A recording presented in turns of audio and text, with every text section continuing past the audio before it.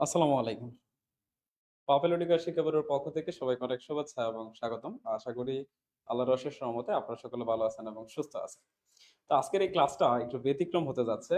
কেননা আমার পাশে একজন আপনাদের বিখ্যাত একজন স্যারকে আপনারা দেখতে পাচ্ছেন। তিনি হচ্ছে মুর্তজা স্যার এবং আমি ব্যক্তিগতভাবে আমার পরিচয়টা দিচ্ছি। আমি হচ্ছে রনি স্যার এবং আমরা আজকে ২ জনই একসাথে আপনাদের সাথে চলে আসছি।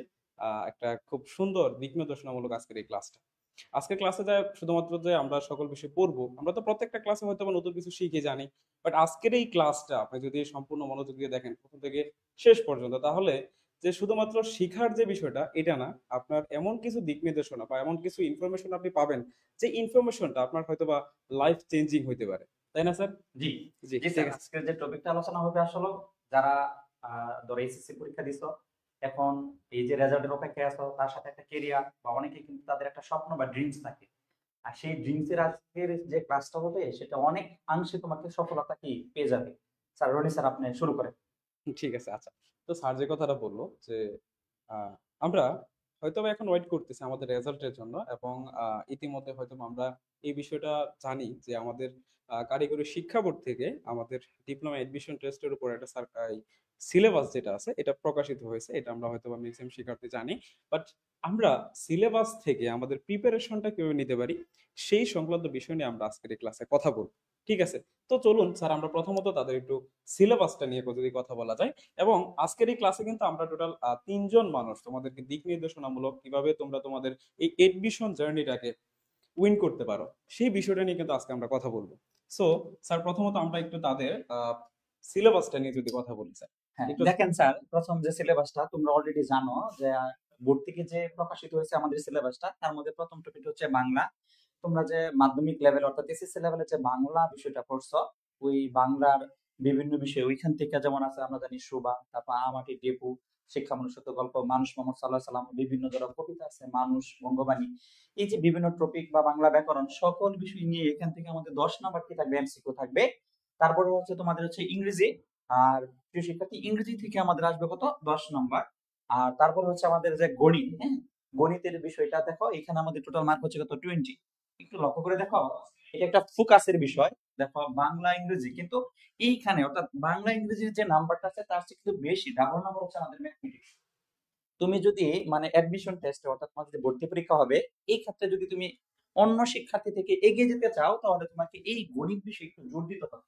কারণ গণিতে যে ভালো করতে পারবে ইনশাল্লাহ আমি মনে করি সে অ্যাডমিশন লেভেল অর্থাৎ ভর্তি পরীক্ষায় তার স্কোরটা একটু কি হয়ে যাবে, অন্য দেশ থেকে এগিয়ে যাবে। তারপর একটু লক্ষ্য করি, এই দুইটা বিষয় ছিল আমাদের বিজ্ঞান, পদার্থবিজ্ঞান আর রসায়ন, এই দুইটা মিলে কিন্তু 10-10। আর স্যার আপনি 6 নাম্বারটা নিয়ে আলোচনা করেন, আর হচ্ছে সাত আচ্ছা, নাম্বার যে বিষয়টি আলোচনা করেন। ঠিক আছে স্যার। একটা কথা বলি স্যার, আপনি এখানে একটা লক্ষ্য করছেন যে এডমিশন টেস্টের মধ্যে আপনারা খেয়াল করছেন সবাই যে ম্যাথমেটিক্সটার উপর গুরুত্ব দেওয়া হয়েছে। হ্যাঁ, কারণ যেহেতু আমরা ফিউচারে ইঞ্জিনিয়ার হব, সেক্ষেত্রে অবশ্যই আমাদেরকে ম্যাথের উপর প্রাধান্য দিতেই হবে। এই জন্য আপনাদের এই যে সিলেবাসটা প্রকাশিত হয়েছে এখানে কিন্তু অবশ্যই এই গণিতের উপরে আমাদের মার্কসটা একটু বেশি দেওয়া হয়েছে।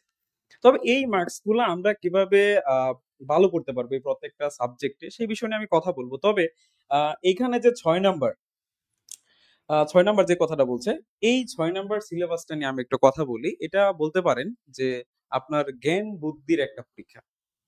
ঠিক আছে? আপনার উপস্থিত বুদ্ধি, আপনার টোটালি বলতে পারেন যে আ মেন্টাল এবিলিটিটা কিরকম? সেই বিষয়টাই কিন্তু এখানে আলোচ্য হবে।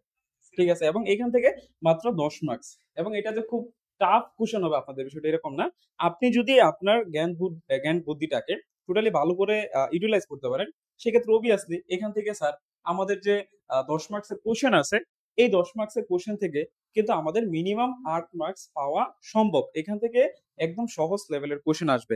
এবং এই যে আমাদের ৬ নাম্বার যে এই যে ১০ মার্কসের কোয়েশ্চেনটা, এখানে কি, কি ক্যাটেগরির কোয়েশ্চেন হবে, কোন ধরনের প্রশ্ন হবে, এটা যেহেতু একদম আমাদের সকলের কাছেই নতুন, সেজন্য আপনারা যদি আমাদের বইটা দেখেন, আমাদের বইটা কিন্তু লঞ্চিং হচ্ছে। সো ওই বইয়ের মধ্যে কিন্তু এই টাইপের কোয়েশ্চেন গুলো দেওয়া আছে। সো ওইগুলা যদি একটু প্র্যাকটিস করেন আপনারা, তাহলে এটা কিন্তু আপনাদের কমপ্লিট হয়ে যাবে। আরেকটা বিষয় হচ্ছে যে আপনাদের রেজাল্টের উপরে কিন্তু একটা স্কোর এবার দেওয়া হয়েছে। টোটাল আমরা জানি ১০০ মার্কসের পরীক্ষা হবে, সেখানে 70 হবে আমাদের এমসিকিউ এর উপর এবং 30 মার্কস হচ্ছে আমাদের স্কোর থেকে। তো এই যে 30 মার্কস যে কোর্সটা, এটার 30 মার্কস যে আমাদের রেজাল্টের উপর থেকে আসবে, এটা নিয়ে আমি একটু কথা বলতে চাই। কেননা এটার কেমনে হিসাব করব, কেমনে ক্যালকুলেশনটা করব, এই ক্যালকুলেশন পার্টটা আমি একটু বলে দিই। আপনারা প্রথমত আপনাদের যে 4th সাবজেক্টটা আছে স্যার, ফোর্থ সাবজেক্ট থেকে আপনাদের যে জিপিএটা আছে, ফোর্থ সাবজেক্টের জিপিএটা বাদ দিলে যে জিপিএটা থাকে সেটা দিয়ে আপনি 30 কে ভাগ করবেন, ঠিক আছে? 6 দ্বারা মনে হয় ভাগ করে না 5 দ্বারা ভাগ করে গুণ করবেন, তাহলে হয়ে যাবে, ঠিক আছে? আহ, তারপরে যে স্কোরটা আসবে সেটি হচ্ছে স্যার আপনার এই যে জিপিএর উপর যে স্কোরটা সেটি কিন্তু আপনার অ্যাড হবে। ওকে, আচ্ছা আরেকটা কথা বলি, অনেক শিক্ষার্থী হয়তো বা যারা সায়েন্স ব্যাকগ্রাউন্ডের না, তারা হয়তো বা এই প্রবলেমটা বেশি পরিমাণে স্যার ফেস করবে। কেননা এই যে পদার্থ রসায়ন নিয়ে তারা হয়তো বা বেশি মাত্রায় চিন্তিত হবে। তো চিন্তা করার কিছু না, আপনাদের যে সাধারণ জ্ঞান বইটা ছিল, এই সাধারণ জ্ঞানের বইয়ের মধ্যে কিন্তু একটা পার্ট ছিল পদার্থের, একটা পার্ট ছিল রসায়নের, একটা পার্ট ছিল। সো এই যে পদার্থ এবং রসায়নের যে পার্টটা আছে, ঠিক ওই পার্টটা থেকে বেসিক্যালি এই কোশ্চেন গুলো আসবে।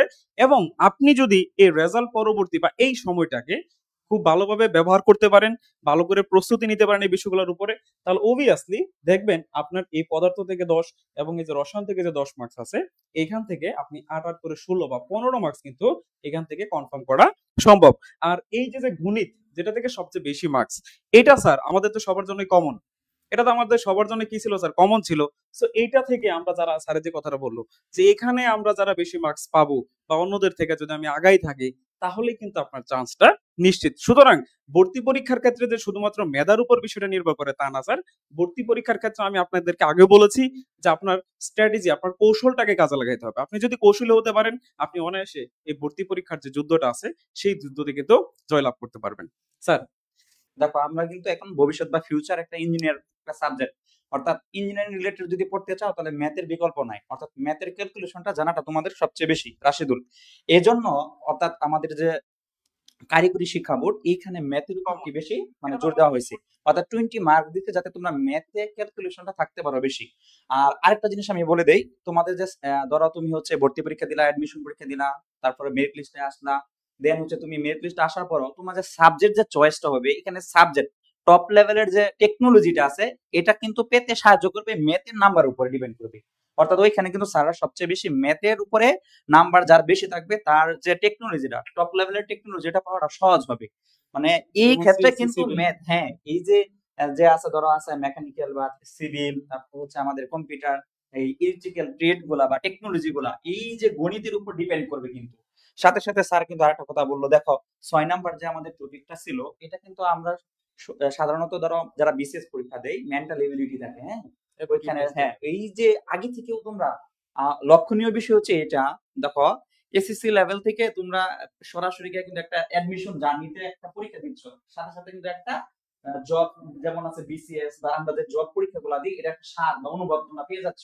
তোমার ফ্রেন্ড সার্কেলটা যারা জেনারেলে পড়বে তারা ইন্টারমিডিয়েট পড়ে দেন তারপর হচ্ছে অ্যাডমিশনে জার্নিতে যাবে, কিন্তু এর আগেই তোমরা মোটামুটি একটা ভালো একটা গুড পজিশন, যেটা 2013 বা সম্ভবত 2011-তে ছিল, সেটা কিন্তু আবার পুনরায় সরকারে ফিরে নিয়ে আসছে তোমাদের অ্যাডমিশন জার্নিতে। এই সিলেবাসটা তোমাকে আগে ভালোভাবে বুঝতে হবে, তারপর হচ্ছে একটা সুন্দর প্ল্যান, আর একটা হচ্ছে মেন্টর। এই দুইটা জিনিস তোমার জন্য সবচেয়ে গুরুত্বপূর্ণ। সেই দিক দিক বিবেচনা করে আমি বলতে পারি, রনি স্যারও বলতে পারে যে আমাদের যে দেখো অন্য অন্য প্ল্যাটফর্ম আছে তার তুলনায় 100 গুণ 100 গুণ বেশি আমাদের পাপিলুরিকা। নিশ্চিন্তে তোমরা জানো অলরেডি আমরা এর আগে থেকে আমাদের অনেকগুলা লাইভ ক্লাস হচ্ছে, মক টেস্ট হচ্ছে, আর হচ্ছে আনন্দের বিষয় হচ্ছে স্টুডেন্টরাও আমাদেরকে অনেক ভালোবাসে। সেই আন্তরিকতাই তোমাদের ভালোবাসার কারণে হয়তো আমরা আরো অনুপ্রাণিত হচ্ছি, এবং আমরা আরো ভবিষ্যতে আরো সুন্দর তোমাদের কিভাবে কিভাবে করানো যায়, কিভাবে কি করা যায়, এটা নিয়েও আমাদের কি একটা প্ল্যান বা আছে। তোমাদের কিছু কমেন্ট থাকলে সিলেবাসের বিষয়ে যদি কোনো সমস্যা থাকে তারা কমেন্ট করতে পারো। আচ্ছা হ্যাঁ রনি স্যার স্যার, একটু এখানে একটা বলেন। কথা বলি। অনেক শিক্ষার্থীর হয়তো বা ইচ্ছা থাকে যে না আমি সিভিল টেকনোলজি নিয়ে পড়বো, আবার অনেক শিক্ষার্থীর ইচ্ছা থাকে যে না আমি হয়তো বা ইলেকট্রিক্যালে পড়বো, মেকানিক্যাল, অর্থাৎ হাই র্যাঙ্ক যে সাবজেক্ট গুলো আছে আমাদের ম্যাক্সিমাম শিক্ষার্থীরই ফার্স্ট চয়েস থাকে ওই সাবজেক্ট গুলা। এখন এই ফার্স্ট চয়েস থাকলে তো লাভ নাই ভাই, কারণ ওই সাবজেক্ট গুলা টোটালি নির্ভর করবে আপনার যে মেরিট লিস্টটা থাকবে এবং আপনার যে স্কোরটা থাকবে। ভর্তি পরীক্ষা দেওয়ার পরে তো অবশ্যই আপনি একটা স্কোর পাবেন। সেই স্কোরটার উপর টোটাল ডিপেন্ড করবে। আপনার স্কোরটা যদি ভালো থাকে এবং সেই স্কোরের মধ্যে আবার স্যার একটা কথা বলছে যে এখানে আবার ক্যাটাগরিজ থাকবে। যেমন আমাদের এখানে যে সায়েন্স রিলেটেড যে সাবজেক্টগুলো আছে, বিশেষ করে যে আমাদের ফিজিক্স, কেমিস্ট্রি এবং যে জেনারেল ম্যাথটা আছে, এই যে 40 নাম্বারটা আমরা দেখতে পাচ্ছি 10 10 20 আর এখানে 20, 40 নাম্বারের উপর ভিত্তি করেই মূলত এখান থেকে আপনি কত পাইছেন সেটার উপর ভিত্তি করে কিন্তু আপনি ওই যে হাই র্যাঙ্ক যে সাবজেক্টগুলো আছে সিভিল, ইলেকট্রিক্যাল, কম্পিউটার, এই সাবজেক্টগুলো কিন্তু আপনি পাবেন বা এই টেকনোলজিগুলো আপনি পাবেন। ঠিক আছে? আর জিপিএর বিষয়টা তো আমরা বললামই। আমি এটা আপনাদেরকে এনশিওর করতে চাই যে আগামীকালকের মধ্যেই আমাদের বইটা আপনাদের লঞ্চ হয়ে যাবে। আমাদের বইটা আমরা হাতে পেয়ে যাব। তার পরবর্তীতে আমরা আমাদের যে শিক্ষার্থী, আমাদের যে ১ম ২ টা ব্যাচ ছিল, ১ম ২ টা ব্যাচ অলরেডি আমাদের ফুল হয়ে গেছে। তো একটা শর্ত আমরা কিন্তু দিয়েছিলাম যে আমাদের ১ম ২ ব্যাচে যে সকল শিক্ষার্থী ভর্তি হয়ে যাবে তাদেরকে আমরা আমাদের কোর্সের পাশাপাশি আমাদের বইটা ফ্রিতে দিব। তো এর পরবর্তী থেকে কিন্তু আমাদের আর এই অফারটা হয়তোবা থাকবে না।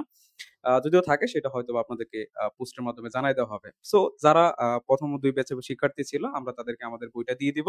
আর ইবুকের যে বিষয়টা বলতেছি, ইবুকটা সবাই পাবেন। কেননা আমরা প্রত্যেকটা ক্লাসের শেষেই আমরা যেকোনো একটা টপিকের উপর যখন ক্লাস নিব, সেই ক্লাসের যে লেকচার শিটটা আছে প্রায় ১৪৫ টার মতো লেকচার শিট। স্যার আমি যদি একটু দেখাই।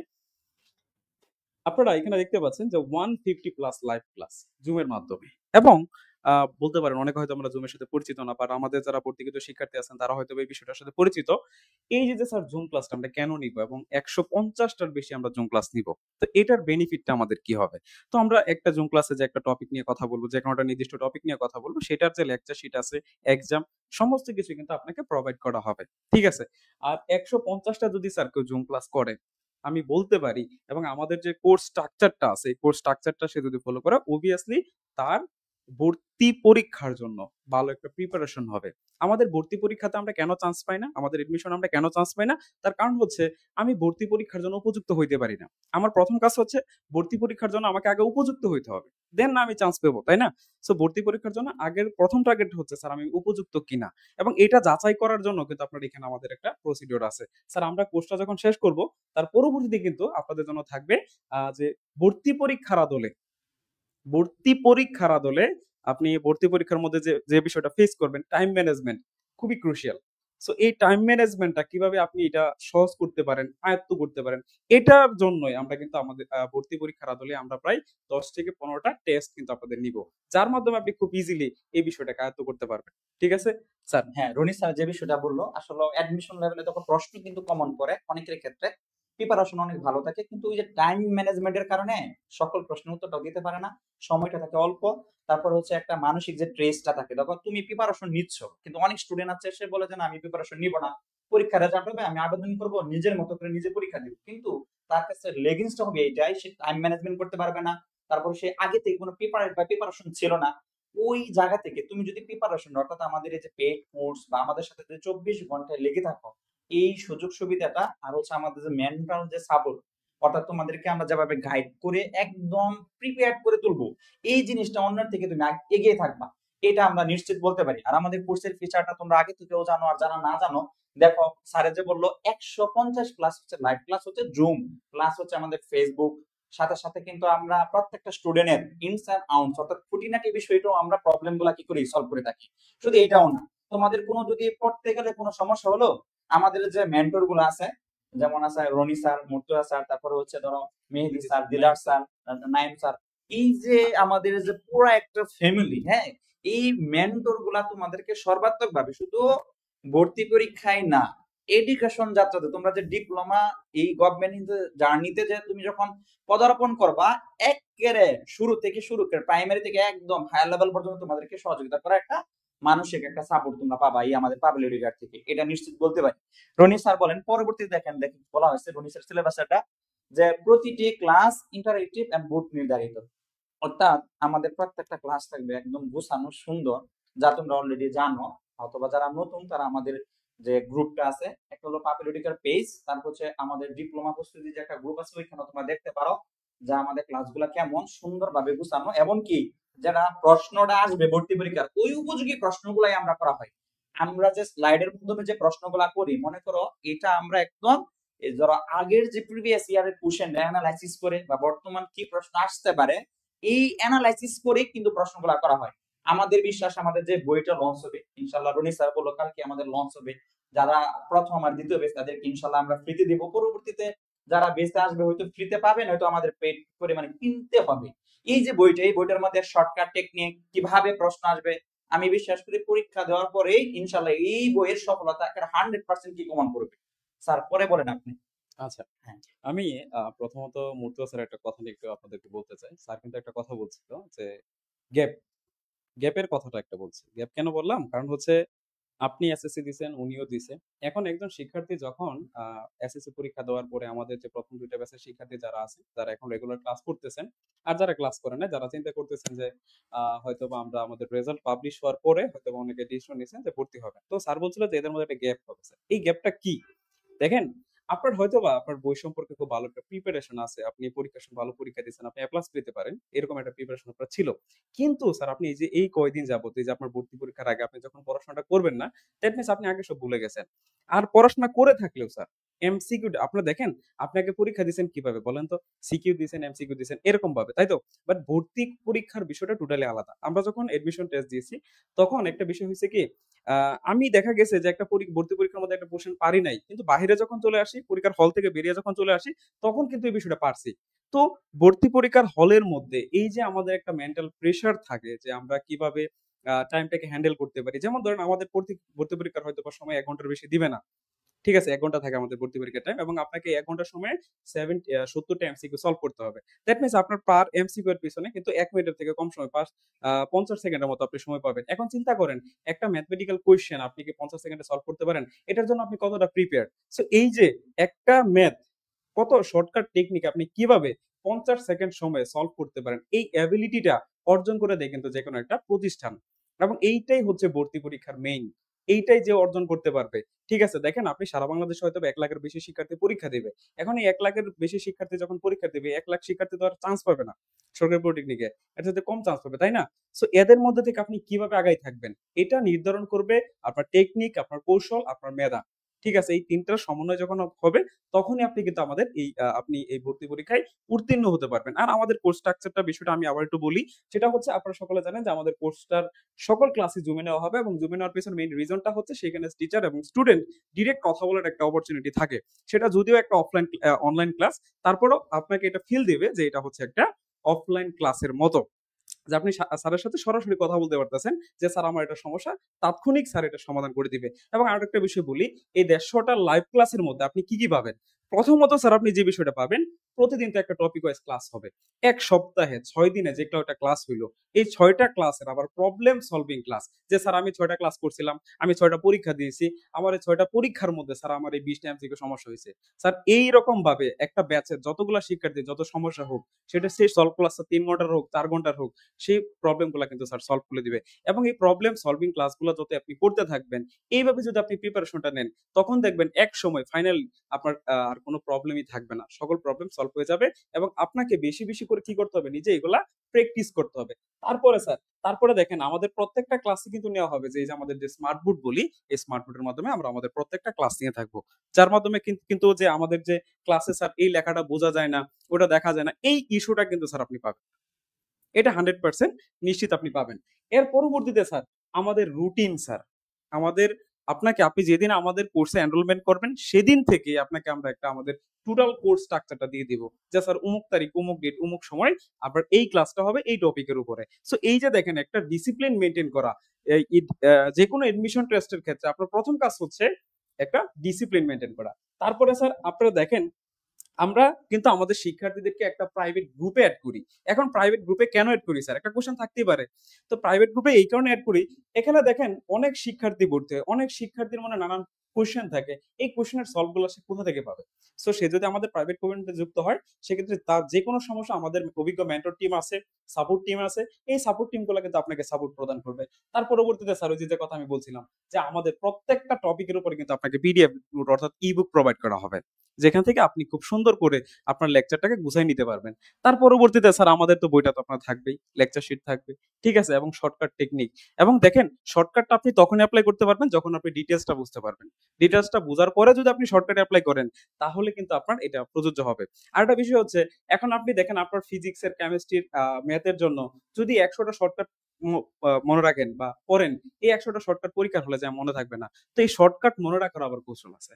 সো এই সকল বিষয় নিয়ে কিন্তু আমাদের কথা হবে বা এই বিষয়গুলো আমরা আলোচনা করব আমাদের ক্লাসে। ধরো অনেকে আছে ব্যাকগ্রাউন্ড সায়েন্স না, হ্যাঁ? আচ্ছা। তারা যদি মোটামুটি আমাদের যে সিলেবাসটা দেওয়া আছে বা বোর্ড থেকে যে সিলেবাসটা দেওয়া আছে বিজ্ঞানের বিষয়টা যে আছে পদার্থবিজ্ঞান আর রসায়ন, এই যে প্রশ্নটা আসবে বাংলা ইংরেজি এগুলা সবাই কমন ছিল সবার ক্ষেত্রে, যারা ভোকেশনাল বলো, ব্যবসায়িক বলো অথবা সায়েন্সের বলো। তাহলে ওই ক্ষেত্রে স্যার মানে আমাদের যে প্ল্যাটফর্ম থেকে আমরা কিভাবে তাদেরকে মানে সহযোগিতা করব, মানে আমাদের যে প্ল্যান এটা যদি আপনি একটু বলেন ঠিক আছে স্যার। মোটামুটি ভাবে আচ্ছা। যারা ধরো সায়েন্স না, পিওর সায়েন্স না, নন সায়েন্স, যারা মানবিক শাখা অথবা ভোকেশনালে পড়ছে বা একটু বিজ্ঞানের বিষয়টা একটু দুর্বল, এই যে বিজ্ঞানের বিষয়টা তার যে ডর ভয়, এটা থেকে আমরা তাদেরকে কিভাবে সাপোর্ট দেই ইনশাআল্লাহ টপ লেভেলে মেরিট লিস্টের জন্য সে আসতে পারে, এটার জন্য আমাদের যে পলিসিটা নেওয়া হয়েছে একটু খুলে বলবেন।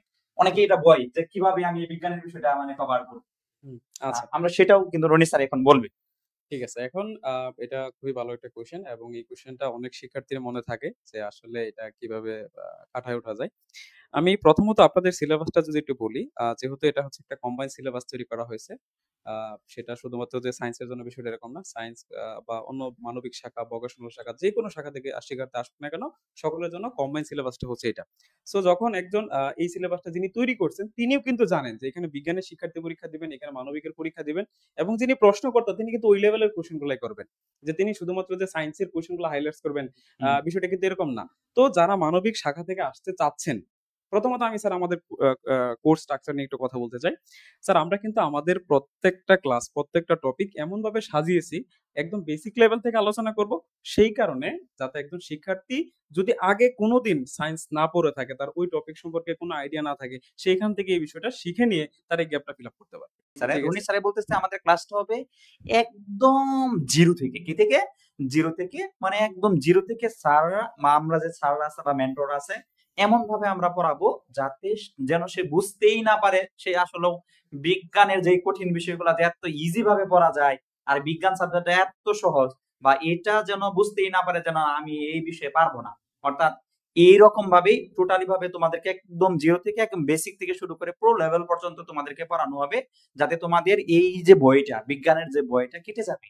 আচ্ছা। আর বিশেষ করে স্যার অনেক শিক্ষার্থীর কিন্তু স্বপ্ন হুম, যেমন আছে যে ময়মনসিংহ পলিটেকনিক্যাল, ঢাকা পলিটেকনিক্যাল, এই যে তারপরে একটা প্রিয় সাবজেক্ট থাকে যে না আমি মেকানিক্যাল বা সিভিল অথবা আমি ইলেকট্রিক্যালে ভর্তি হবো।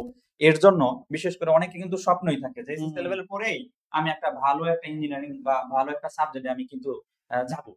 তাহলে সেই ক্ষেত্রে কিন্তু আগে তো হচ্ছে জিপি আকারে, কিন্তু এখন একটা ভর্তি পরীক্ষা ভর্তি আপনাদেরকে পরীক্ষা, হ্যাঁ। দিতেই হবে।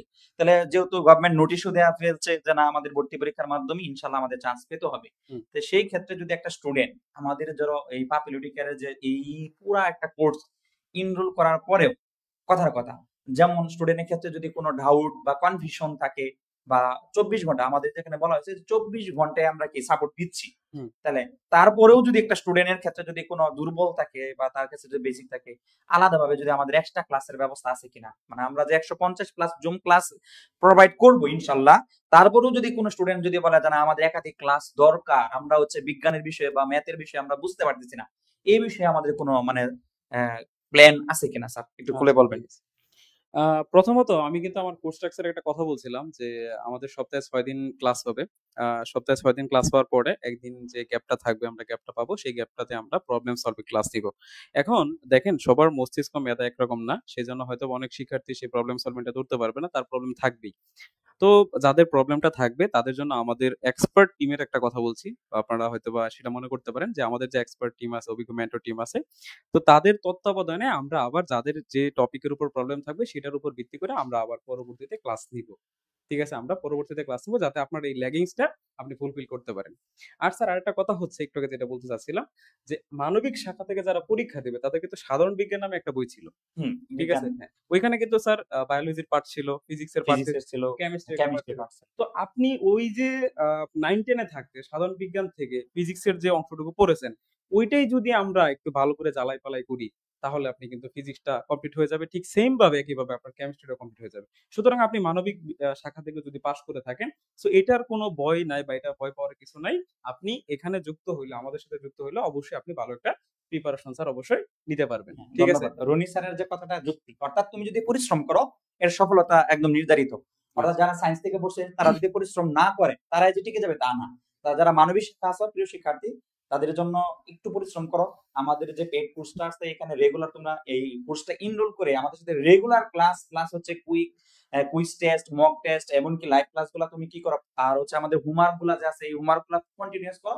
ইনশাআল্লাহ তোমাদের বিজ্ঞানের বিষয়ে কি হবে না, ভয় হবে না। স্যার স্যার আমি পরবর্তীতে বলেন। আমি একটা কথা বলি। আ আপনারা যেহেতু ডিপ্লোমা এডমিশন টেস্টের জন্য আমাদের কোর্সে হয়তো অনেকে যুক্ত হয়েছে। আমি ডিপ্লোমা শিক্ষিত আপনাদের বড় ভাই যারা আপনারা হয়তো ডিপ্লোমাতে ওঠার পরে যারাদেরকে পাবেন। সো আমরা তো ডিপ্লোমা লেভেল ক্লাস নেই। আমাদের এখানে প্রায় অনেক শিক্ষার্থী আছে। আপনারা যদি আমাদের অ্যাপসে ঢুকেন সেখানে এনরোল কোর্সের সংখ্যা দেখলে বুঝতে পারবেন। সো আমরা আসলেই যে কোর্সে একজন শিক্ষার্থীদেরকে এনরোল করে দিয়েই আমরা থেমে যাই না। আমরা হুম, হুম। 24 আওয়ার্স তাকে সাপোর্ট প্রোভাইড করি। তাদের সাথে আমাদের একটা মিউচুয়াল কানেকশন থাকে। সো একজন শিক্ষার্থীর সাথে যখন একজন শিক্ষকের একটা মিউচুয়াল কানেকশন থাকবে, যোগাযোগ থাকবে, সাপোর্ট থাকবে, এটা তার মেন্টাল স্ট্রেংথ কে আরো বাড়ায় দিবে স্যার। ঠিক না? আচ্ছা। আরেকটা কথা হচ্ছে আপনারা রিসেন্টলি এখন কিন্তু দেখতে পাচ্ছেন যে আমাদের গ্রুপে প্রতিদিন যে পরীক্ষাটা হয়, পরীক্ষার রেজাল্টটা কিন্তু আমরা সাথে, সাথে পাবলিশ করে দেই। এই বিষয়টা এটা কিন্তু স্যার খুবই ভালো। একজন শিক্ষার্থী যখন ডেইলি পরীক্ষা দিবে, তখন কিন্তু তার প্রিপারেশনটা 100 এ 100 হবে। পরীক্ষা কনফিডেন্সটা বেড়ে যায়, হ্যাঁ, পরীক্ষা দেওয়ার কনফিডেন্সটা পরে বেড়ে যায়। স্যার আমি কোথায় ভুল করলাম? এই জায়গায় ভুল করছি। আপনি সাথে, সাথে আনসার শিটটাও পেয়ে যাচ্ছেন। সো এটা আপনার জন্য এক্সট্রা একটা প্লাস পয়েন্ট। এটা একটা প্রিপারেশনের জন্য খুবই ভালো। তাই না স্যার? হ্যাঁ। আচ্ছা স্যার। তো এই বিষয়টা কিন্তু আমাদের কোর্স স্ট্রাকচারে থাকছে। ওকে, ঠিক আছে? আচ্ছা, এখন আরেকটা বিষয় স্যার। এই যে আপনার প্রগ্রেস ট্র্যাকিং যে ড্যাশবোর্ডটা এইটা কিন্তু আপনি পেয়ে যাবেন। এখন এটা অনেক শিক্ষার্থীর জন্য স্যার কিন্তু ভালো। আবার অনেক শিক্ষার্থীর জন্য কিন্তু একটু মন্দ। কেন মন্দ বললাম? এই যে আপনার প্রগ্রেস রিপোর্টটা এটা কিন্তু আপনার প্যারেন্টস দেরকে ইনফর্ম করা হবে। ঠিক আছে? অনেক কেননা আমি একটু বলি, আমাদের এখানে যারা এনরোল করতে চায়, মেক্সিমাম শিক্ষার্থী প্রথমত স্যার তাদের যে প্যারেন্টস আছে, পিতামাতা আছে, তারা আমাদের সাথে কনট্যাক্ট করে তারপরে এখানে কিন্তু এনরোল হইছে। হুম, আমাদের ২ হুম। টা ব্যাচের প্রত্যেকজন শিক্ষার্থী। সো এটা আসলে তাদের একটা কনসার্ন আছে। সো তাদের কনসার্ন এর জন্যই মূলত আমরা আমাদের যে এই যে প্রগ্রেস ট্র্যাকিং যে বিষয়টা আছে, এটা কিন্তু আমরা আমাদের যে গার্ডিয়ান গুলো আছে, তাদের সাথে আমরা এই বিষয়টা শেয়ার করব। অর্থাৎ আপনার প্রগ্রেসটা কতটুকু, এই বিষয়টাও কিন্তু আপনি আমাদের এই কোর্স থেকে জানতে পারবেন যে আপনার ল্যাকিংসটা কোথায়, কোথায় আপনি যদি ফুলফিল করেন তাহলে পাবেন। ঠিক আছে? আচ্ছা। তো এই পর্যায়ে আমি আসলে একটু ইনভাইট করতে চাই। আপনারা যার ক্লাস সবসময় দেখেন, আপনাদের সবার প্রিয় মেহেদী স্যার। ঠিক আছে? তো এই মুহূর্তে আপনাদের সাথে স্যার একটু কথা বলবে মেহেদী স্যার। স্যার আসেন। ঠিক আছে। আমি আছি আপনাদের সাথে, সমস্যা নাই। আমি প্রিয় একটু কথা বলব। শিক্ষার্থী, ঠিক আছে? সবাইকে শুভেচ্ছা জানাচ্ছি। আসলে শুভেচ্ছা বলতে তোমরা তো আগে এসেছো ক্লাসে, আমি ক্লাসে পড়ে আসলাম। তো তোমাদেরই উচিত আমাকে শুভেচ্ছা জানানো। তোমরা আমাকে সবসময় দেখো এবং আমাদের মুর্তজা স্যারকেও তোমরা সবসময় দেখো। তবে রনি স্যার কিন্তু তোমাদের ক্লাস খুবই কম নিয়েছে। তারপর যে ক্লাসগুলো নিয়েছে খুবই গুরুত্বপূর্ণ ক্লাস, এবং তার যে ক্লাসগুলো বিষয়ভিত্তিক টপিকগুলো সেগুলো কিন্তু আমাদের অ্যাপসে দেওয়া আছে। তো আমি কিন্তু তোমাদের বলেছিলাম, আমি কিন্তু তোমাদের কমেন্টও বলতেছিলাম যে তোমাদের এই ডিপ্লোমা ভর্তি নিয়ে তোমরা হচ্ছে এই যে ডিপ্লোমা ভর্তি পরীক্ষার জন্য যে ব্যবস্থাটা, এই ক্ষেত্রে কিন্তু তোমরা একদমই কি নতুন। তোমাদের আগে কিন্তু এই ব্যবস্থাটা ছিল না, বা তোমরা কিন্তু এসএসসির আগেও কিন্তু এরকম কোনো ভর্তি পরীক্ষায় অংশগ্রহণ করো নাই। শুধুমাত্র কি করছো, হয়তো তোমরা জেএসসি পরীক্ষাটা দিয়েছো, কিংবা তোমরা হচ্ছে এসএসসি যে বোর্ড পরীক্ষা সেই পরীক্ষাটা অংশগ্রহণ করেছো। এই পরীক্ষাগুলো ব্যতীত বা স্কুলের বার্ষিক পরীক্ষা বা অর্ধবার্ষিক পরীক্ষা ব্যতীত কিন্তু তোমরা এরকম ভর্তি পরীক্ষা কিন্তু দেও নাই। সেজন্য তোমাদের এই ব্যাপারে বিষয়টা যে প্রশ্নগুলো থাকবে এটা খুবই স্বাভাবিক। ইতিমধ্যেই কিন্তু আমাদের রনি স্যার অনেক কথাগুলো গুরুত্বপূর্ণ কথা বলে গেছে। তো তোমরা সেই কথাগুলো শুনেছো, অবশ্যই সেই অনুযায়ী তোমরা কাজ করবা। আমাদের মুর্তজা স্যার আছে, তিনি তোমাদের সাথে কথা বলবে। প্রিয় শিক্ষার্থী, রনি স্যার কিন্তু বললো যে প্রগ্রেস ট্রেকিং ড্যাশবোর্ড এটা হচ্ছে কি, এটা বইয়ের কারণ নাই প্রিয় শিক্ষার্থী, এটা বই পাওয়ার কারণ নাই। যারা আমাদের পেইড কোর্সে ভর্তি হবে তারা রেগুলার তাদের যে দেখো উন্নতি কিন্তু একসাথে হয় না। একটা পরীক্ষা আরেকটা পরীক্ষা আরেকটা পরীক্ষা এইভাবে প্রত্যেকটা পরীক্ষা দেওয়ার পর তোমার যে অবস্থানটা কতটুকু এইটা তোমাকে সহায়তা করবে এই যে আমাদের প্রগ্রেস ট্রেকিং ড্যাশবোর্ডটা। অর্থাৎ তোমার কোন জিনিসটা লেগিংস, কোন টপিকটা তোমার কঠিন লাগে, বা কোন টপিকে বা কোন বিষয়টা তুমি কম নাম্বার পাচ্ছ, এইটার যে একটা মানে সারমর্ম বা সামারি, এটা তুমি এখানে দেখতে পারবা। আর এটার সাথে সাথে তুমি ডেভেলপও করতে পারবা। আর আমাদের যে মেন্টররা আছে প্রিয় শিক্ষার্থী, প্রত্যেকটা স্টুডেন্টের কোন জায়গায় যে উইক পয়েন্ট এটাও কিন্তু আমরা তাদেরকে 24 ঘন্টা, অর্থাৎ আমাদের যে জুম ক্লাস প্লাস হচ্ছে এমনকি আমরা সরাসরি একটা স্টুডেন্টে মানে 1 to 1 ওইটাও সেবা দিয়ে থাকি। মানে তার যে প্রবলেমটা, এই প্রবলেমটা আমরা আগে তার কি করি ইনশিওর করি যে কোন জায়গায় সে সবচেয়ে দুর্বল উইক পয়েন্ট, সেটাও কিন্তু তারপরে আমরা বলি যে এই জায়গাটা তোমাকে ডেভেলপ করা উচিত। এবং ওই জায়গায় সে ডেভেলপ করে পরবর্তী যদি একটা নেক্সট পরীক্ষা যে অংশগ্রহণ করে তার প্রগ্রেসটা যদি বেশি হয় তাহলেই কিন্তু আমাদের সাকসেস। আমরা এটার জন্য আমাদের প্রগ্রেস ট্রেকিং ড্যাশবোর্ড। আর মেহেদী স্যার যে অনেকে কিন্তু আমাদের ক্লাস অলরেডি করতেছে, আলহামদুলিল্লাহ আমাদের ফার্স্ট আর সেকেন্ড বেচটা কিন্তু আমাদের পুরোটাই ফুলফিল হয়ে গেছে। কালকে মনে সম্ভবত আমাদের একটা বইও লঞ্চ হয়ে যাবে। হ্যাঁ, তো হ্যাঁ, বইটা লঞ্চ হয়ে যাবে। আমাদের প্ল্যাটফর্মটা এমন ভাবে সাজানো বা এমন ভাবে আমরা পড়াবো ইনশাআল্লাহ, যার সে যদি আমাদের সাথে পরিশ্রম করে তার সফলতা একদম নিশ্চিত, এটা আমরা বলতে পারি। তোমরা এই বিষয়টার জন্য মূলত সরাসরি কোনো সুবিধা পাচ্ছ না। তোমরা যারা ভোকেশনাল থেকে এই ট্রেড গুলো থেকে পড়াশোনা করে আসছো, তোমরা সরাসরি ভর্তি পরীক্ষার জন্য কোনো সুবিধা পাচ্ছ না। তবে ভোকেশনাল ব্যাকগ্রাউন্ডে তোমরা যারা আসো, তোমরা যারা ভর্তি পরীক্ষায় উত্তীর্ণ হতে পারবা, অর্থাৎ ভর্তি পরীক্ষায় উত্তীর্ণ হওয়ার পর তুমি যখন কলেজে চয়েস দিবা, অর্থাৎ তুমি কোন ইনস্টিটিউটে পড়তে চাও, কোন সাবজেক্টে পড়তে চাও, তো এই যে চয়েস লিস্ট সাজাবা তুমি, তো এই চয়েস লিস্টের জন্য, এই ভর্তির জন্য তুমি হচ্ছে একটা কোটা পাবা। অর্থাৎ তোমরা যদি আমাদের যে কারিগরি বোর্ড কর্তৃক একটা নোটিশ প্রকাশ করা হয়েছিল, আমরা কিন্তু তোমাদের ইউটিউব চ্যানেল, আমাদের যে ইউটিউব চ্যানেলটা আছে সেখানে কিন্তু তোমাদেরকে এই নোটিশটা জানিয়ে দিয়েছিলাম। সেখানে কিন্তু বলা ছিল যে প্রযোজ্য ক্ষেত্রে কোটা আমাদের দেওয়া হবে। তো সেই ক্ষেত্রে আমাদের বিগত বছরগুলোতে, অর্থাৎ আমাদের যখন ভর্তি পরীক্ষা ব্যবস্থাটা ছিল না, তখন কিন্তু এই কোটা ব্যবস্থাটা ছিল এরকম যে 15% শিক্ষার্থী, অর্থাৎ 15% শিক্ষার্থী মেরিট লিস্ট ব্যতীত তারা কি করতে পারতো, তারা এই কলেজগুলোতে বা এই টেকনোলজি গুলোতে কি পাইতো, মানে হচ্ছে অগ্রাধিকার পাইতো জেনারেল শিক্ষার্থীদের তুলনায়। ঠিক আছে, তুমি হচ্ছে ভর্তি পরীক্ষায় উত্তীর্ণ হওয়ার পর এই সুবিধাটা পাবা। মানে হচ্ছে ভর্তি পরীক্ষা দেওয়ার জন্য যে সুবিধাটা সেটা তুমি পাবা না। তার মানে তোমাকে ভর্তি পরীক্ষায় পাশ করতে হবে, ভালো প্রিপারেশন নিতে হবে।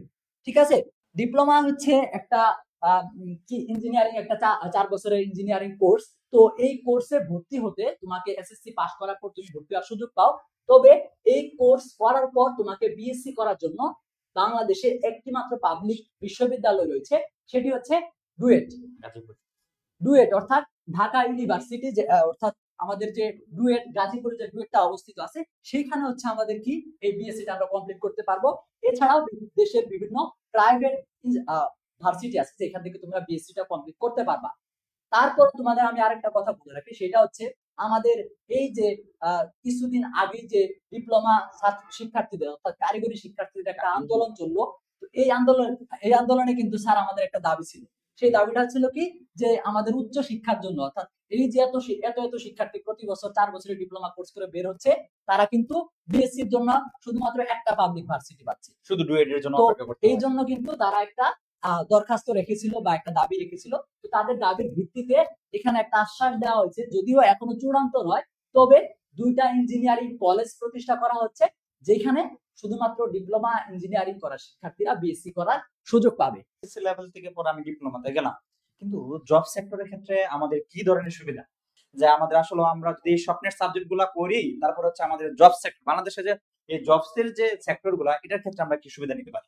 আচ্ছা, এই বিষয়টা তোমাদের খুবই জানা প্রয়োজন, কারণ তুমি ডিপ্লোমা করতে আসছো, বা এই ডিপ্লোমা করে তুমি কি হবা, বা এই ডিপ্লোমার ভবিষ্যৎটা কি, সেই সম্পর্কে যদি তোমার ধারণা না থাকে, তাহলে কিন্তু এটা আসলে তোমার একটা কি দুর্বলতা। তো তুমি যারা ইতিমধ্যে এই পলিটেকনিক ইনস্টিটিউট গুলাতে বা এই ডিপ্লোমা কোর্স কমপ্লিট করার জন্য আগ্রহ প্রকাশ করেছো, তারা আশা করি তোমরা এই খোঁজ খবরটা ইতিমধ্যে নিয়েছো। তারপরে তোমরা যারা জানো না বা এই বিষয়ে আরো বিস্তারিত জানতে চাও, আমি তোমাদেরকে একটু কথা বলি। সেটা হচ্ছে, এই যে ডিপ্লোমা ইঞ্জিনিয়ারিং 4 বছরের যে কোর্সটা, এইটা হচ্ছে মূলত যে শুরু করা হয়েছিল, এই কোর্সটা শুরু করার উদ্দেশ্য ছিল একটা, আমাদের হচ্ছে কি, আমাদের বাংলাদেশে সর্বোচ্চ 2টা ইঞ্জিনিয়ারিং কোর্স রয়েছে সাধারণত।